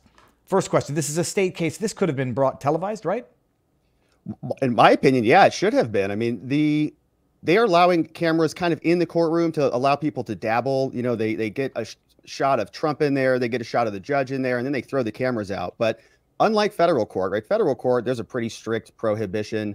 I don't know exactly what New York's rules are, but it's not the federal rules. And we've gotten a lot of state cameras, you know, state court cameras in many other trials. And so personally, I feel like they come out and they say that they want the cameras in the courtroom, but I'm not so sure that that's accurate. I mean, I really think that they want to kind of keep what's happening in the courtroom hidden, because when we go through the trial tweet threads, it's like a circus in there. And, you know, I would imagine that they would not want America to see a lot of that. So I just created a new term. It's called the tweet script. Instead of the transcript, it's the tweet script, because it actually coined hashtag. Everyone give me credit for that. You should trademark it. Yeah. I like it. Because what's amazing is you're going through it. It's not a transcript. It's somebody summarizing what's going on. And it's a gong show. I mean, it started off as a gong show with the judge, you know, taking off his glasses to smile for the camera. So the latest news out of New York, Engeron, I've been sharing those videos as I'll keep sharing them until people understand that they exist. This judge who 8 years ago talked about the tools that he has to bypass jury verdicts, whether or not he's following the law or making the law. He's got tools. He can do whatever he wants. Yep. He issued the gag order, the verbal gag order. Was there ever a written, did he ever put that gag order verbiage on paper? He did, yeah. And he just did this newest one as well. They're pretty short orders, and they are in writing. So he made verbal orders in the courtroom, and then he followed them up with written writings, and they just basically summarized what he said in court. But the more recent one was the summary of the, you know, and I know we're talking about the first one, but he kind of walks through and rehashes what happened on the record, and then just doubles down on his sanction. Are they under appeal? Do you know if those orders are under appeal? So not yet. My understanding is that Christopher Key, so yesterday, Christopher Key's Trump's defense lawyer said that he was going to appeal this latest gag order. And the latest gag order was the $10,000 sanction. And so just for a quick recap, as brief as I can be, but this was about the judge's clerk. So Trump was making some statements during the breaks. He would go into the courtroom, they'd have trial, he'd come out and he'd talk to the press. Well, I think it was on Wednesday, he came out and he made a statement. And I didn't see the video of it, but it sounds like when he was turning a corner or something, he made a statement to the AP. And they reported that Trump made a comment about somebody sitting alongside the judge, like sitting alongside the judge. Mm-hmm. We don't know who that was. It could have been Michael Cohen, because Michael Cohen was on the stand, and that was Trump's former lawyer, who was the key witness on that day, which I think was Wednesday. But the other person who's sitting on the other side of the judge was the judge's clerk. And the judge has already issued an order saying Trump can't comment on the clerk, which I think is unconstitutional, because why can't he comment on the clerk? But that was the order originally. Trump said he was talking about Cohen. They brought Trump up to the stand. I mean, it was a big deal that we can, unpack. But long story short, Trump's defense was objecting. They came back in on Thursday and they objected again after they got their written order. And they said, Judge, your order's wrong. And they did promise to appeal it. Whether they do or not, is yet to be seen. But Christopher Keyes in the defense said that they did want to appeal it. And they made the same point that it's Trump's constitutional right under the First Amendment to be able to criticize that law clerk. And if she's in the judge's ear this entire trial, right, if the judge doesn't really know what is going on and he's constantly hearing from her to tell him what to do, that's part of the process. And in my opinion, Trump should be able to comment on that process because that's the only safety valve that we have against corrupt prosecutions. You got to be able to talk about them. So the oh my goodness, he was fined $5,000 for the first violation, $10,000 for the second. The defense was that he made a comment about someone biased sitting next to the judge. This was when Michael Cohen was testifying, and his defense was, I'm talking about Michael Cohen, not your precious law clerk. And Engoron hears it and says, no, I don't believe you, slap you with a $10,000 fine? Yeah, that's it. And these are all very, Trump is kind of tap dancing around a minefield here, and this is by design. And there's something, I think, very, very nefarious happening here where the courts will parlay and piggyback off of each other. So what happened, so even backing up before this most recent $10,000 fine, Trump made a comment. So they're kind of entrapping him in a way. So, and then once one court gets him, then the other court will piggyback off of that. So zooming out even a little bit further, the original sanction. So, Trump comes out, he makes a lot of statements. And I've said that I think Trump should be making these statements because he should be flexing his free speech as much as possible. Okay. It's the First Amendment. He has the right to talk about the process. That's why we put it first, so that we can criticize the illegitimate prosecutions or whatever the corruption is in government. That's our redress of grievances. That's why we speak. So I've been saying Trump should be, very, very aggressive with this language because we're now going to see these two immovable forces of American law come against each other. You're going to see the free speech, bucket coming against these due process rock that you'll find in the justice system. And it's how do we differentiate between these two things? So Trump is coming out talking about everybody, right? Deranged thug Jack Smith and the whole litany of people as he is allowed to. And the judge issued an order saying that at that moment, he could no longer make comments about the clerk, like specifically the clerk. So Trump stopped talking about the clerk. Now the first order, right? So Trump didn't violate that again the first time, but the problem with that is that the bad statement that Trump made was on a truth. And what they did is they pulled the truth off of the truth. And the bad statement is like the naughty that Trump did was on the truth. Yeah, the bad speech, the wag your finger speech. So they took that truth and they put it on Trump's website. And then when Trump was ordered to remove the truth down, they didn't also simultaneously pull the website down. Mm-hmm. So it stayed up there on the website, and then somebody notified the judge about it. And so Trump got the first sanction, not really for an intentional violation, right? It was an aftermath of the first violation. And so that was sanction one. That was $5,000. Trump, you should have had your staff or somebody pull that down. So that set the pretext. And that is what was used or referenced by Judge Chutkan. And I know that's a whole different courtroom and a whole different topic, but that's January 6th. That's the federal case. So then Chutkan was relying on that original kind of mistake to say, see, Trump is violating gag orders and we need a gag order.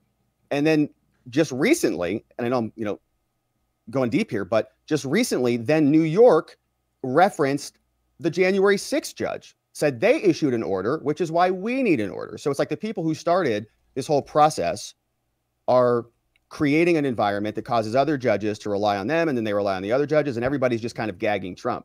And then, it's going to escalate. And from here, right, if Trump steps on it again, or they set him up again, maybe they hold him in contempt, or they take away his cell phone privileges, or they default him on verdict. I mean, what you're describing, for those who didn't follow the Alex Jones trials in Connecticut and Texas, it's exactly what they did to Alex Jones in the Sandy Hook defamation case. You get some wonky rulings coming out of Connecticut that the Texas judge piggybacks off of to issue increasingly severe sanctions for alleged violations, culminating in a default verdict where he's not even allowed to assert his own innocence anymore, but not just the default verdict where the plaintiff didn't even have to prove their case. It was just granted. And this is where I say that this is exactly where they're going with Trump. They're going to Alex Jones, Donald Trump. Yes, and it started off with the indictments. The stupid indictment out of New York was not the end of it. It was the beginning of it. Then you got it in D.C., you get it in Florida, you get it in Georgia. Okay. And I don't know where do we go after this. Okay, carry on, please. Well, so in New York, this gag order, I think that they will appeal it. It's been a very interesting trial. I mean, we had Michael Cohen, who was on the stand, and it's very much kind of the same game that they're playing with the courts. One court will issue an order, then they'll all spiral off of this, and we're seeing this all over the place. And I am nervous about it because we're going to see the same pattern, I think, appear with the 14th Amendment removal stuff to try to keep Trump off the ballot, right? Absolutely. Once one judge somewhere crosses the threshold, crosses the Rubicon there, and we're seeing that in Colorado, they're all going to start falling like dominoes. And it's very concerning to me. So same thing we saw with the gag orders, all piggybacking off one another. They did kind of the same thing with Michael Cohen. So Alina Abba, who I'm a big fan of, Trump's defense attorney, she was there cross-examining Michael Cohen. And Michael Cohen, we know him. You've seen him. He was a convicted perjurer, right? He's lied multiple times. He's been on CNN. Jake Tapper's called him out. He's literally a convicted perjurer. And so he was brought out in Tish's case. And Alina Abba came out and she just obliterated him, man. It was like beautiful. I shared your what's the word? Recounting of the tweet thread from the tweet script from, what's his name again? It was either Dan Alexander or Adam Klasfeld, one of the two. Those are the two guys I've been covering. I think it was Dan Alexander.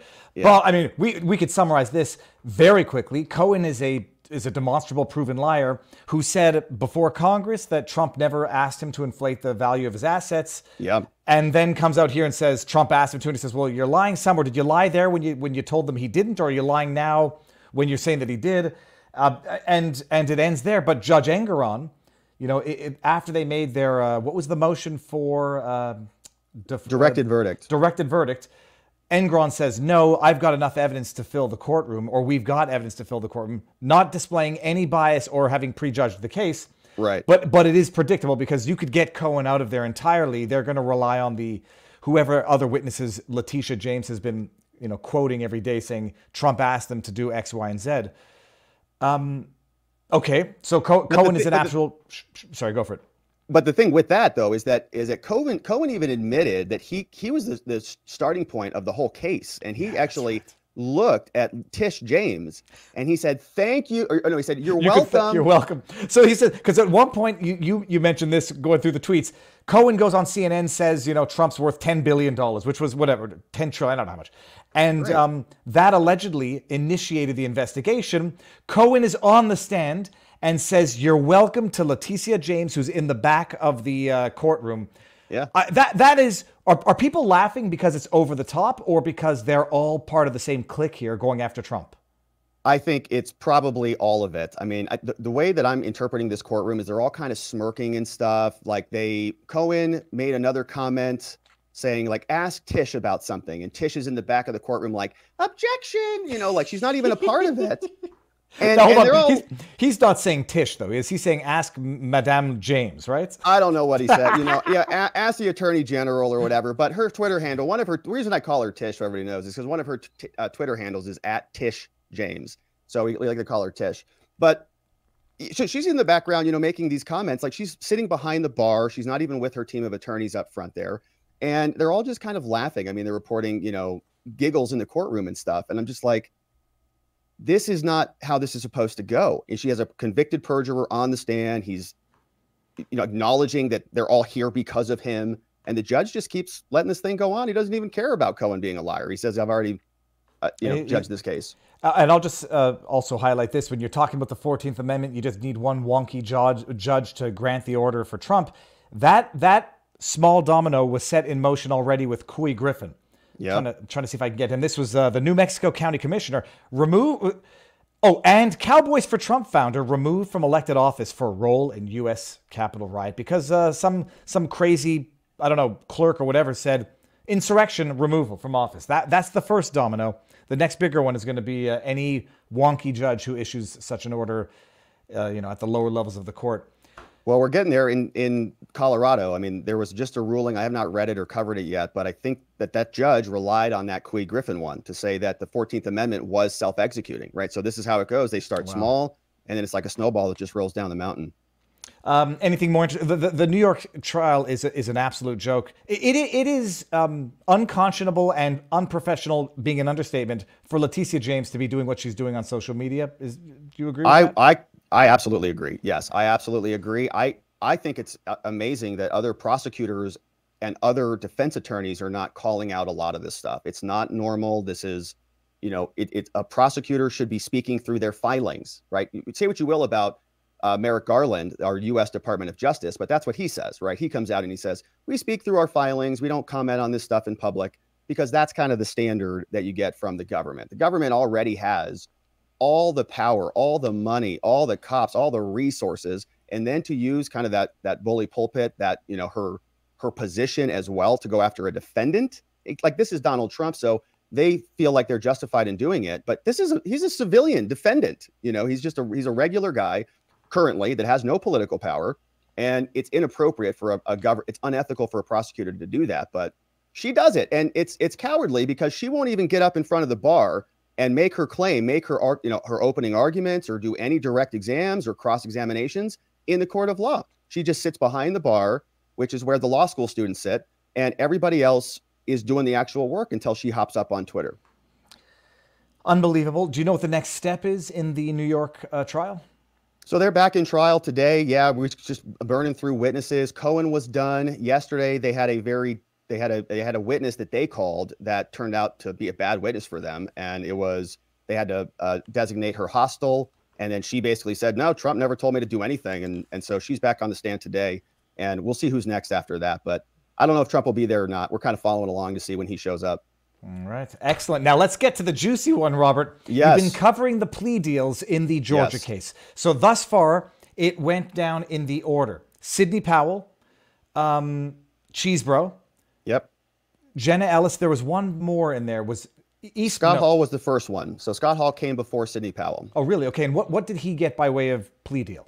Same thing. So he got deferred adjudication, just like all of them. So they're all going to have all their charges dismissed. And actually, he was kind of the first one through. So I think he really kind of set the tone for all of this. And they all kind of followed his plea deal pattern, which was excellent. So it's 0-4 for Fannie right now on all four of those.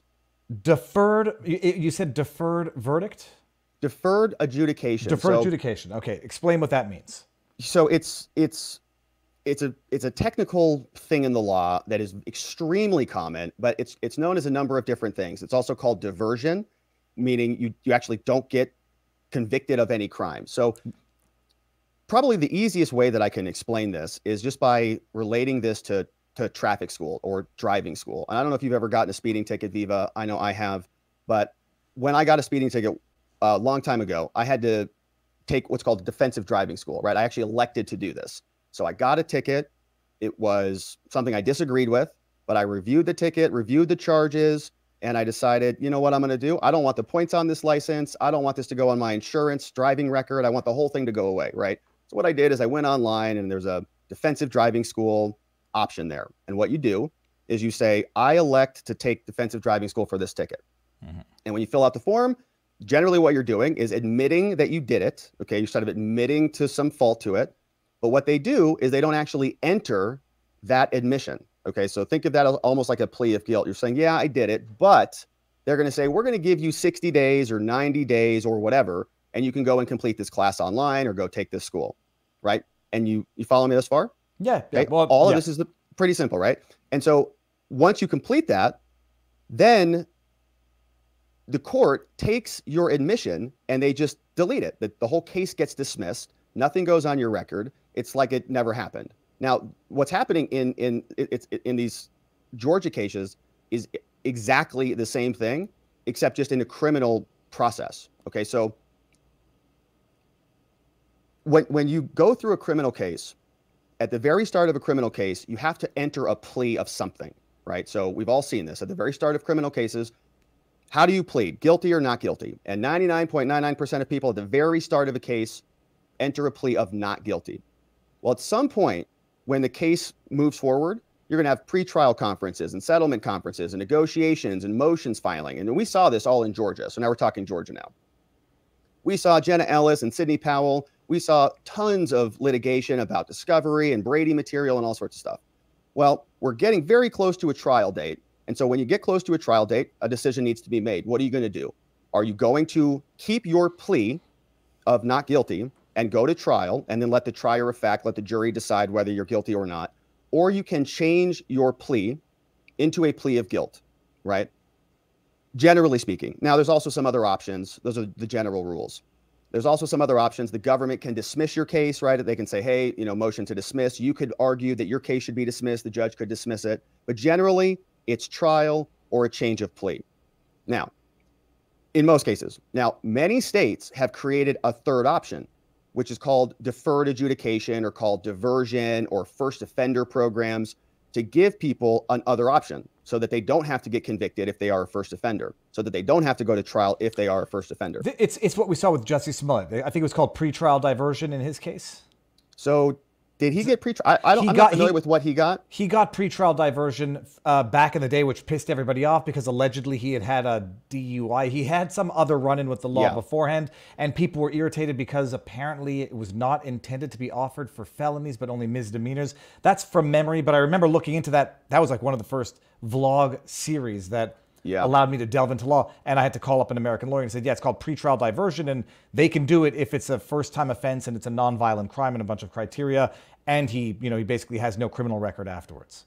Yeah, was that his? Because he had a trial, didn't he? Didn't he actually go to trial? I think then they had a special counsel that came in and that's right, took away undid the diversion because they said what did they say about it? That it was the result of corruption from Fox. I have to go refresh my memory on that. But I do remember pretrial diversion was offered to Jussie Smollett, which is how he got off scot-free in the first place. But then they took it back. So, okay, understood on the program then. The question is, who was the first one that got this? I forgot the name now.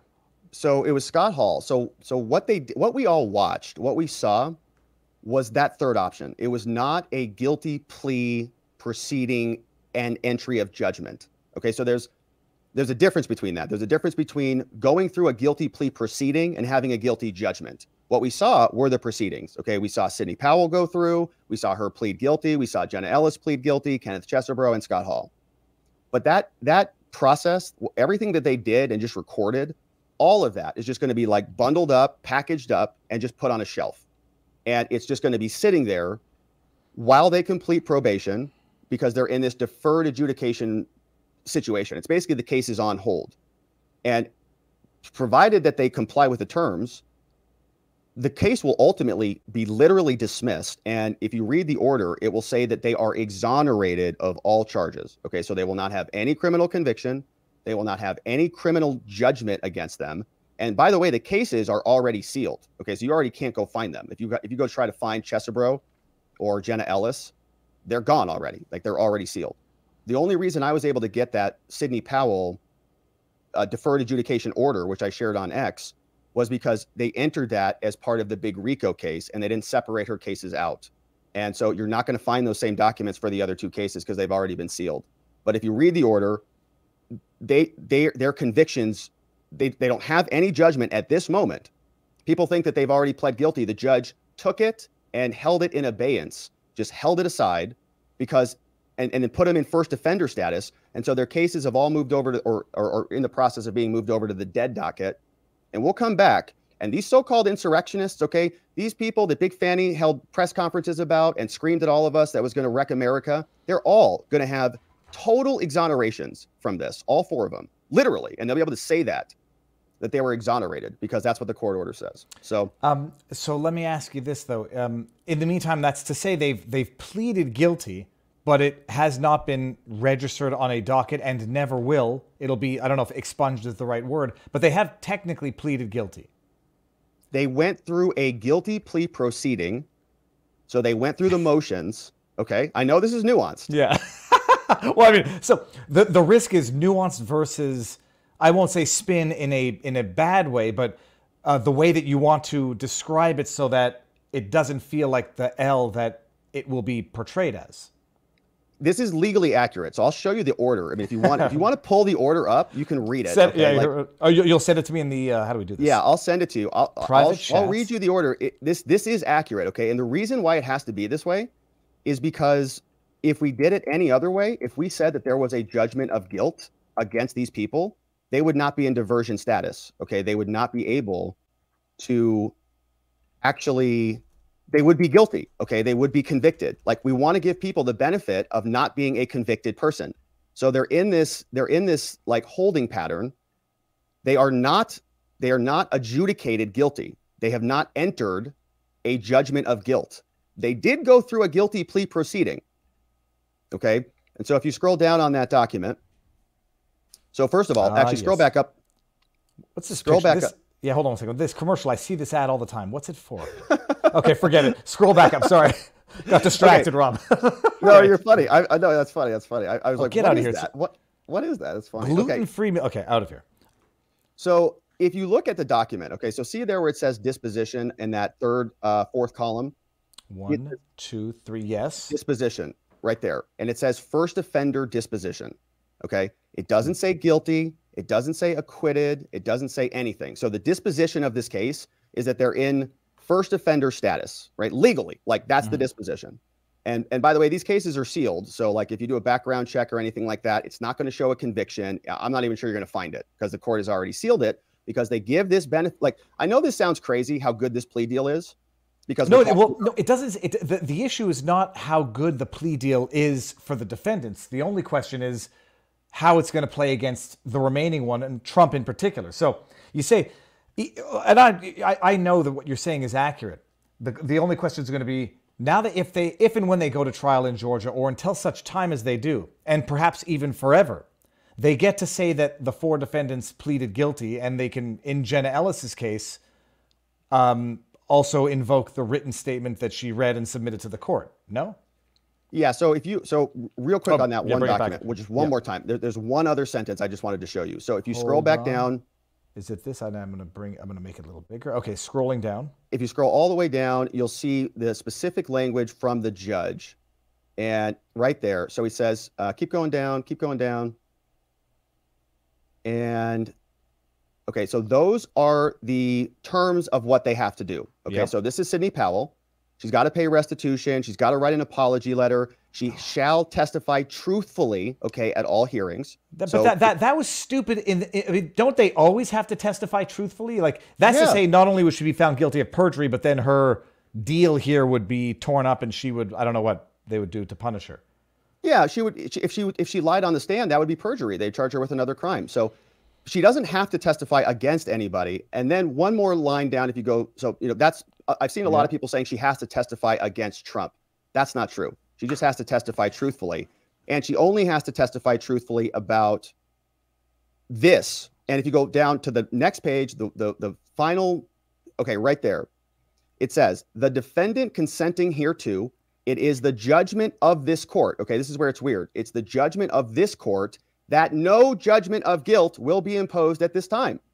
So the judgment is no judgment of guilt, but that further proceedings are deferred. Okay, so when they say that she is adjudicated guilty or that you pled guilty, no, she did not. The court has adjudicated that there is no judgment of guilt at this time, but we could come back later and adjudicate them guilty later.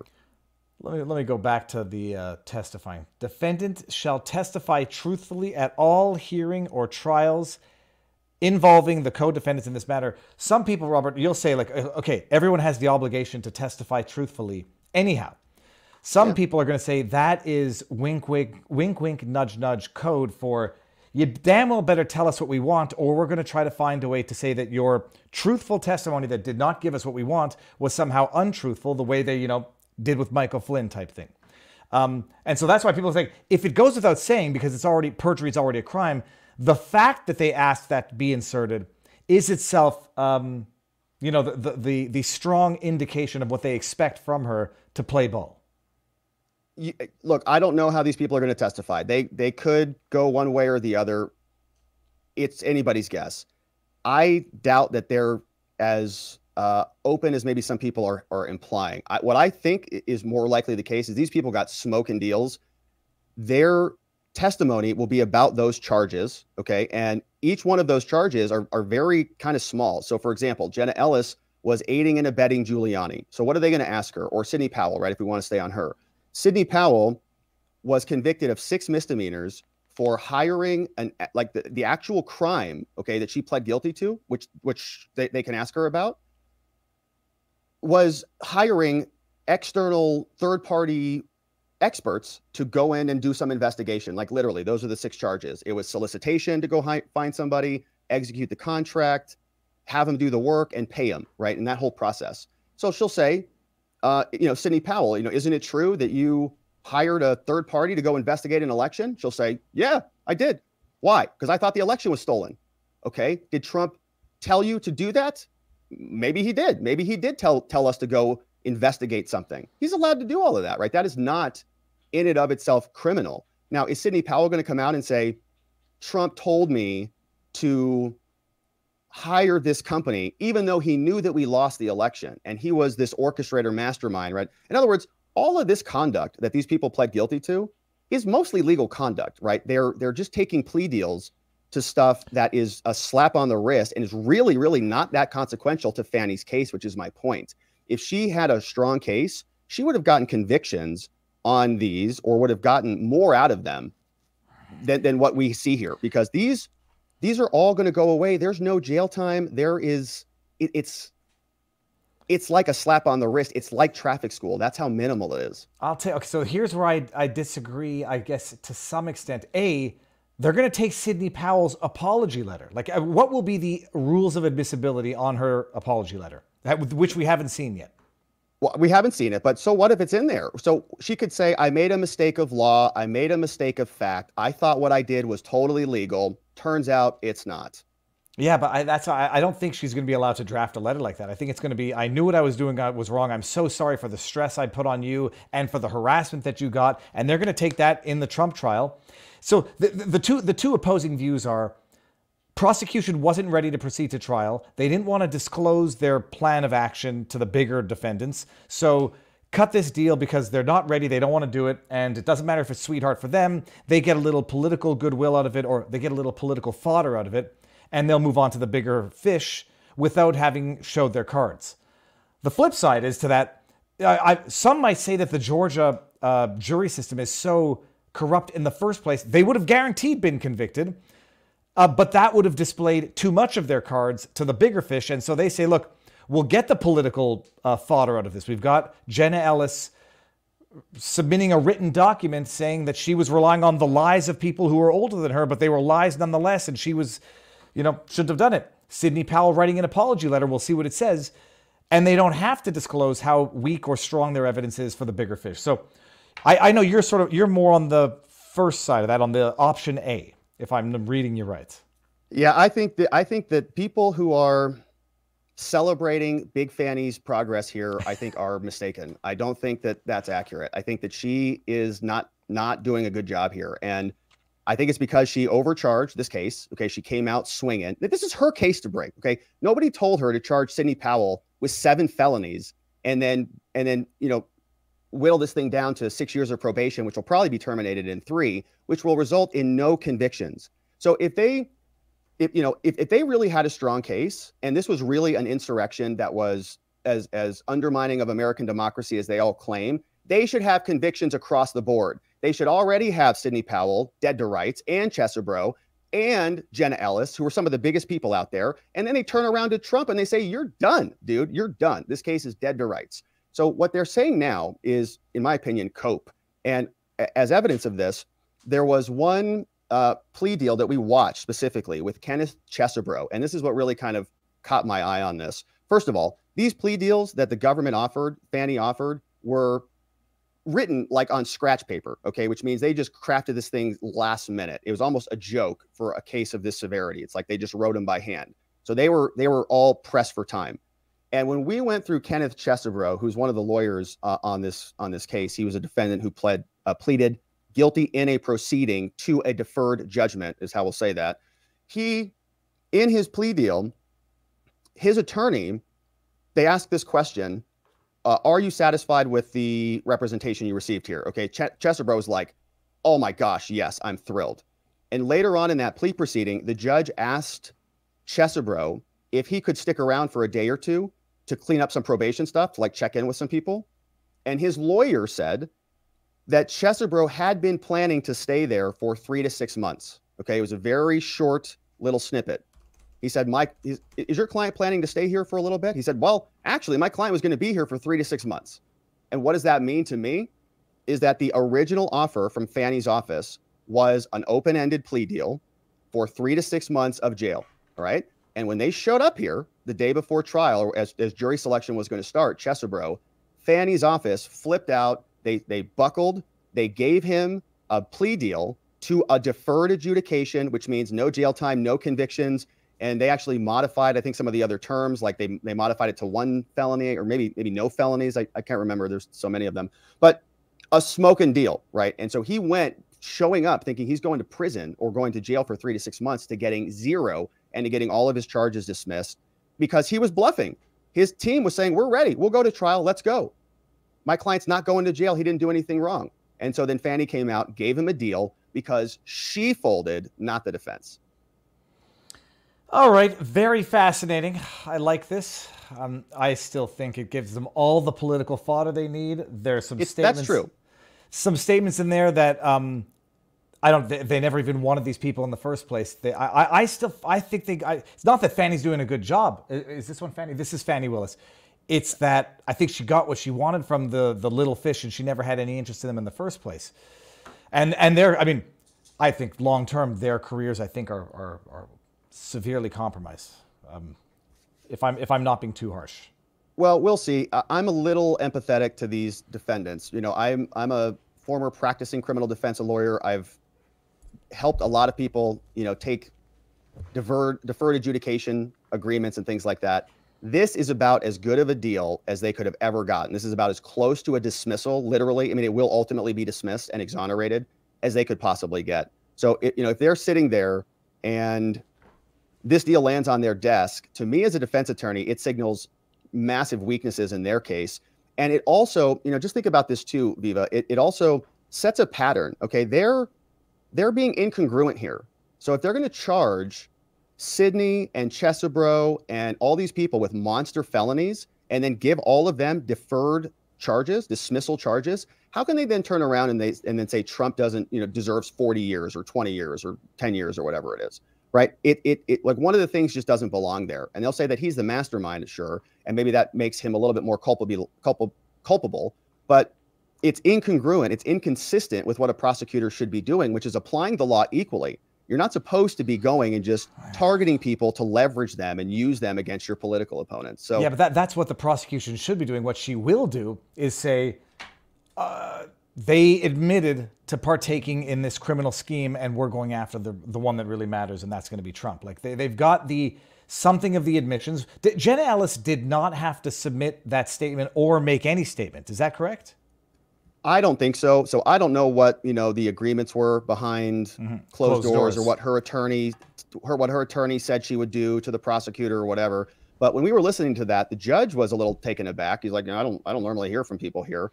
And we did not hear the same type of statements from Powell or Chesebro. So except we will see what Powell's apology letter looks like. Does Chesebro have to also issue a letter of apology? So yeah, I think they all had the same terms. I'm not sure if Chesebro had the apology term, but I think he did. But okay. I don't know that we will see the letters because the cases have already been sealed. I mean, it's insane what they've done. And I think that's some more evidence of the fact that they don't want us to see these things.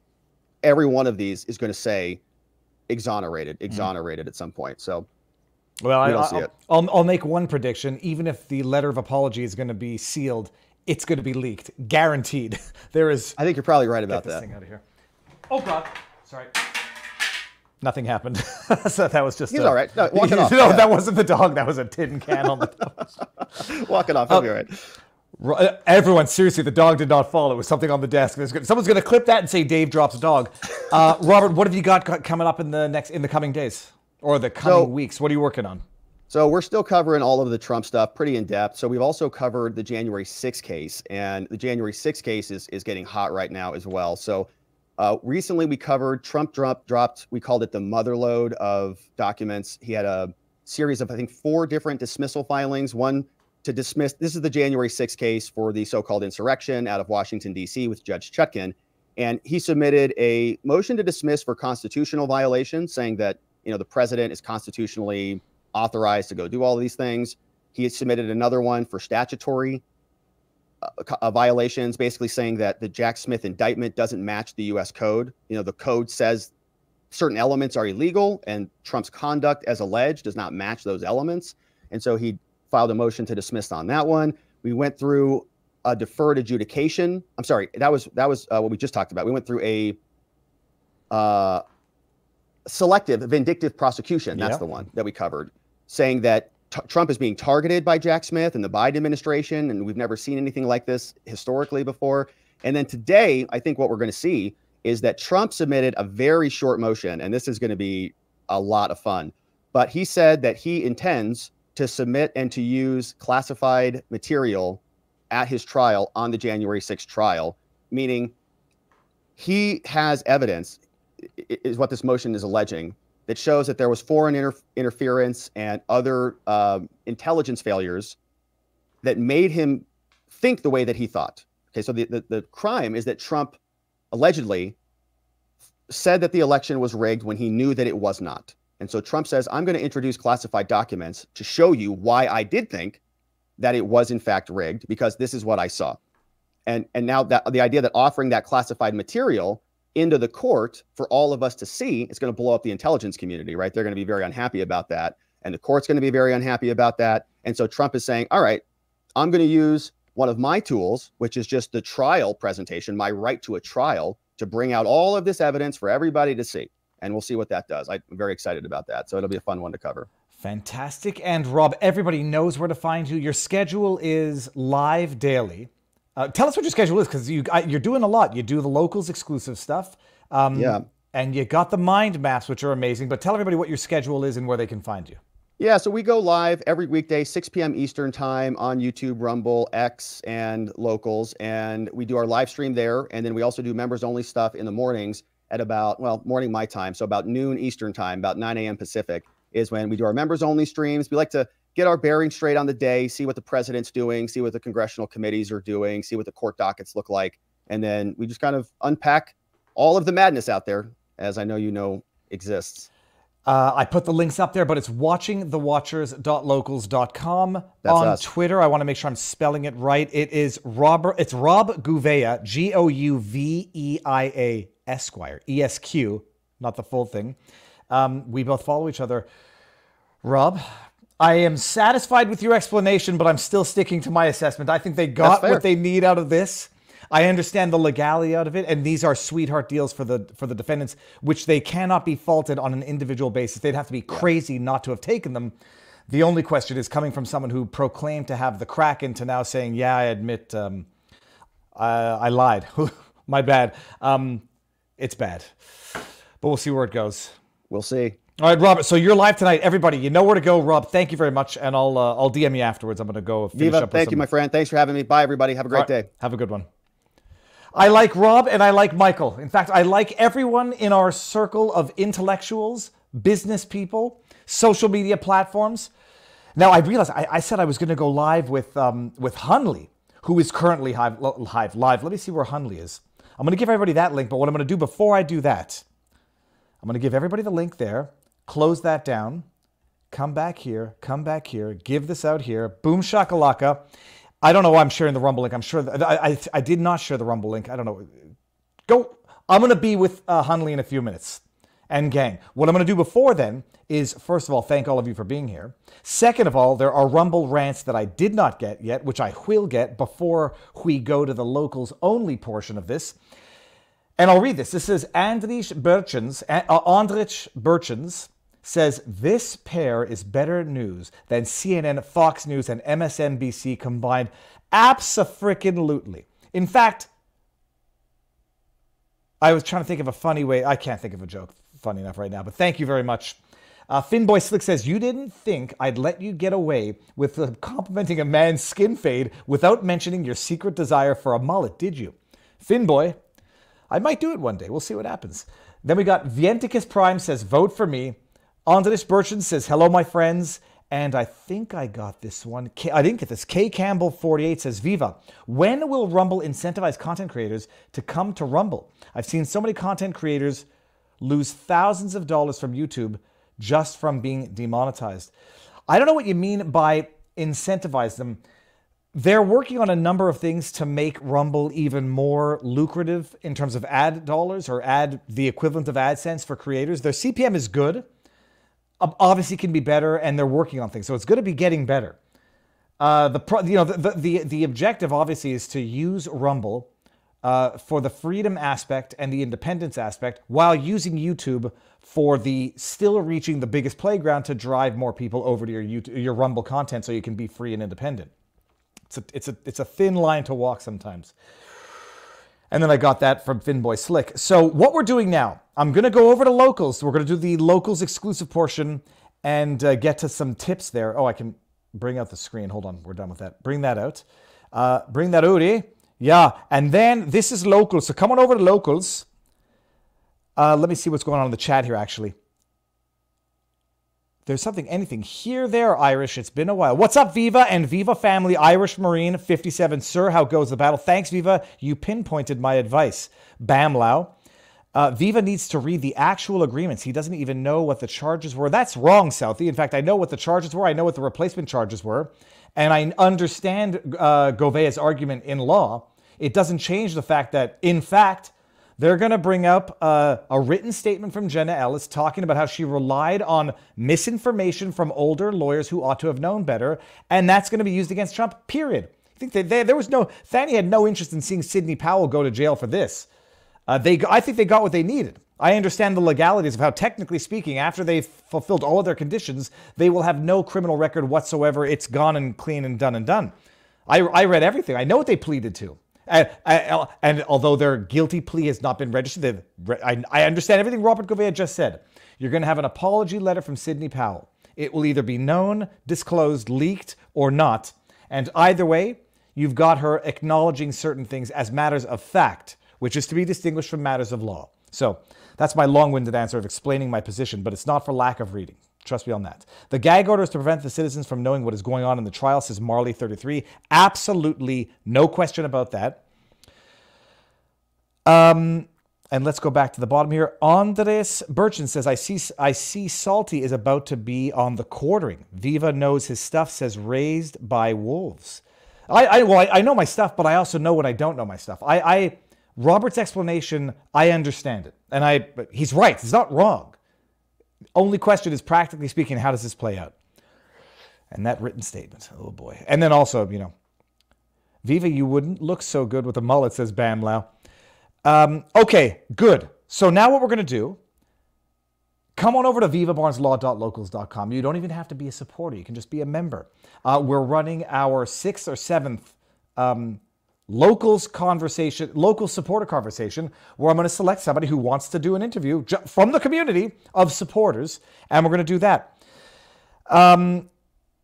Viva and Rob need a weekly show. The way things work, there's so many people. You pick, whatever's in the news. I want to get Julie Kelly back on, obviously. Everybody's covering their own expertise stuff here. Not their own expertise, but their own niche content. The way it's working now, it's beautiful for everybody. So what we're going to do, I'm going to end this on Rumble. Come on over to vivabarneslaw.locals.com. I'm going to go there for 15-20. Then I'm going to go head over to Eric Hunley. And then I'm going to get an energy drink. So all of you who have been watching in Rumble, if you're not coming over to vivabarneslaw.locals.com, enjoy the day. There is plenty to watch and learn out there, so go. And those who are going there, I'll see you there, and then I will see Hunley in a few minutes if he's watching. So ND on Rumble. Peace out, peeps. Enjoy the day. And now we're going over to Rumble. To Locals.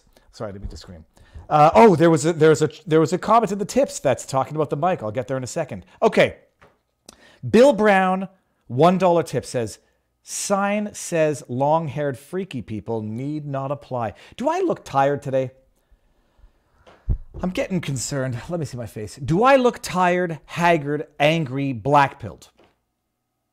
I will accept your answers, and I will govern myself accordingly. I feel like the bags... I didn't sleep particularly well last night. I haven't slept well in about 2 weeks, eh?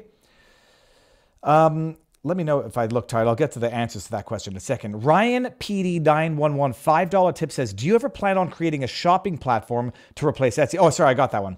As a small business owner, that is what I want. They're doing it. It's amazing. $10 from John Allen. This is the one. Hello, everyone, and Viva. Do I have a way that I can contact you, Viva? I'm an admin mod over at Gouveia. Stream, I noticed that on locals, the audio seems to be overdriven slightly. Rob had his problem recently. I have an in-depth explanation of this metered readings to show the decibel levels that I can send. I'm estimating 5 to 8% overdriven. Mic check. You see, I noticed the red light comes up a little bit on my Behringer thing. Don't know what that is exactly. Hold on, let me show you. Ow. Show you what that is here. I'm gonna ruin something right now. There's no question. I got this Behringer thing with color-coordinated zip ties on it so that I know which plugs go into which holes. And look, you see right there, the red light. Wait, let me see if we can see this. Red light. Red light. Okay, right there in the clip here. Mic check 1, 2. Mic check 1, 2. One of the red lights gets lit up. I don't even know what I'm showing you. So I will contact you. Let me see. I forgot the name of that question already. I've screen grabbed it. John Allen. We'll talk. Okay, we got Big Bad Teddy, $1. This all sort of rhymes with the black markets that formed during the Soviet era, no? Interesting. Oh, it's just. I'm just trying to think of the way a public square can get screwed. If there's a short on that stock, man, I might.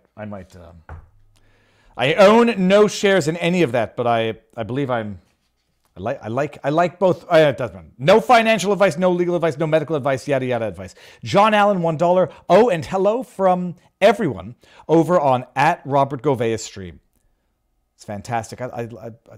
Michael is damn dude is well thought out. Like he's purpose driven. It's clear, intelligent, well informed, and principled. I mean, you can't ask for anything more from a person. Rue Sport, $1 tip says, hello, Ohio. Please vote November 7 against issues 1 and 2. Save our babies and kids' health.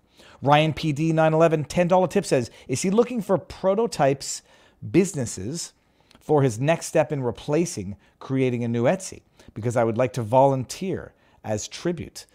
Dude, go find. He's responsive on Twitter, so check him out there. Then we got Scuba Jim. How's it going? Scuba Jim, $10 tip says, does the platform do well for local businesses? Most of my wife's business is teaching jewelry or custom pieces. I mean, I think the thing is, I don't know what the terms are of the business perspective as to what their service fees are, or I know none of the. I should have asked that actually, but maybe. I don't know what the service fees are, the percentages, of sales that go through the platform. But, dude, some more of something is better than nothing of nothing. So I get on it, Scuba Jim. It's people absolutely want to support principled businesses, not even the ones that they ideologically align with, just the ones that don't flipping browbeat them and shame them for not agreeing with them. Yuliab, I'd never seen this name before. Viva Viva, that is IULLIAB. Thank you very much. Ginger Ninja in the house. Just like with Trump's gag violations, they could selectively manufacture, quote, violations of these judicial deferrals while on probation. Dude, I'm thinking that as well. Especially if, I said as much, if she doesn't if she does not testify truthfully. They can manufacture lies out of whole cloth. When Michael Flynn, I got my dog's toy again. When they told Michael Flynn that he lied when he provided an equivocal statement I don't remember. Oh, you did remember, Michael Flynn. You lied. John Allen, $5 tip. Love you, brother. Viva Frei. You are one of the best. Today was awesome because I got to see two of my favorites together. Just needed Barnes, then it would be perfect. Sunday night. What do we have? Less than 24. 48. We've got 24 hours, then plus another 5. 29 hours to the Sunday. The hell's my problem? 48 plus 5. It's Friday. Math me no so good at. 53 hours until we have Viva and Barnes, and Sunday's show is going to be massive. Okay, so I think I got all the tips. Let me go to the chat before we wind this up and then run on over to Hunley. Oh, Hunley, what do we got here? Love you, brother. Okay, got it. Okay, good. I refreshed it. Now I'm going to lose all of the chats. Viva, please ask Rebel to put our subscribed channels in alphabetical order. Lily America, I will send that right. What did I just do? I was trying to screen grab. I will send that right over to the team. Okay. Alphabetical order. What would be the other alternative? Like the time, the date from which you subscribe to them? Red light means distortion, Viva. Back off the input gain. Mic check. Now I have to look for the input gain. Mic check. Well, there. Mic. This is going to be fun for people watching the replay later on. Okay, I think that might be a little better. That's from Jan and O. John Allen, I got to. Can I have some election fortification advice? Hungry _ toaster. Keep your schmeckle in your pants. What else? Avoid large protests. People call me a coward for that. Oh my goodness, I keep thinking back to that the guy who shot up the FBI place in Ohio, and then some lying scumbag media quoted that guy as having said Viva said patriots were heading down to Mar-a-Lago, and then these flipping journalists who want to try to I'm not easy to defame, I guess, if that's the best they got, said the Ohio shooter who later got killed by the FBI said Viva told people to go down to Mar-a-Lago. And I'm like, if that dude had listened to what I said, he'd still be alive, because I told people not to go down to Mar-a-Lago, because you saw what they did to everybody on January 6th. They'll look to do that to anybody who goes down to protest for Trump in front of Mar-a-Lago. People called me a coward for that advice. So ridiculous how at the same time you get called a coward, a conspiracy theorist, an extremist. I get called a liberal, sissy Canadian, a far-right conservative American. I get people telling me to shut up. I live in Florida. Shut up, Florida man. You have nothing to say about Canadian politics who don't know that I'm Canadian. Then I got Canadians who say, meh. Okay, sorry, that was a long-winded rant. Oh, look at that. I love that picture. Dude, I'm saving that image as, and I'll just put it under the 3.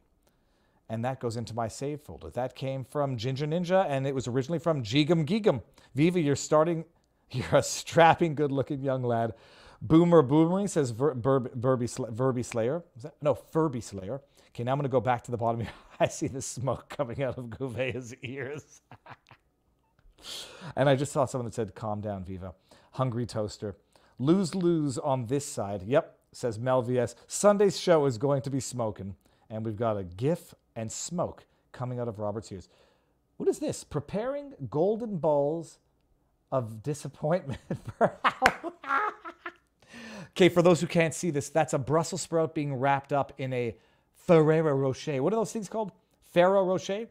Oh, that's funny. Dude, I'm doing that. I'm not going to make a video and like publish it and show my kids crying if they get upset. That's funny.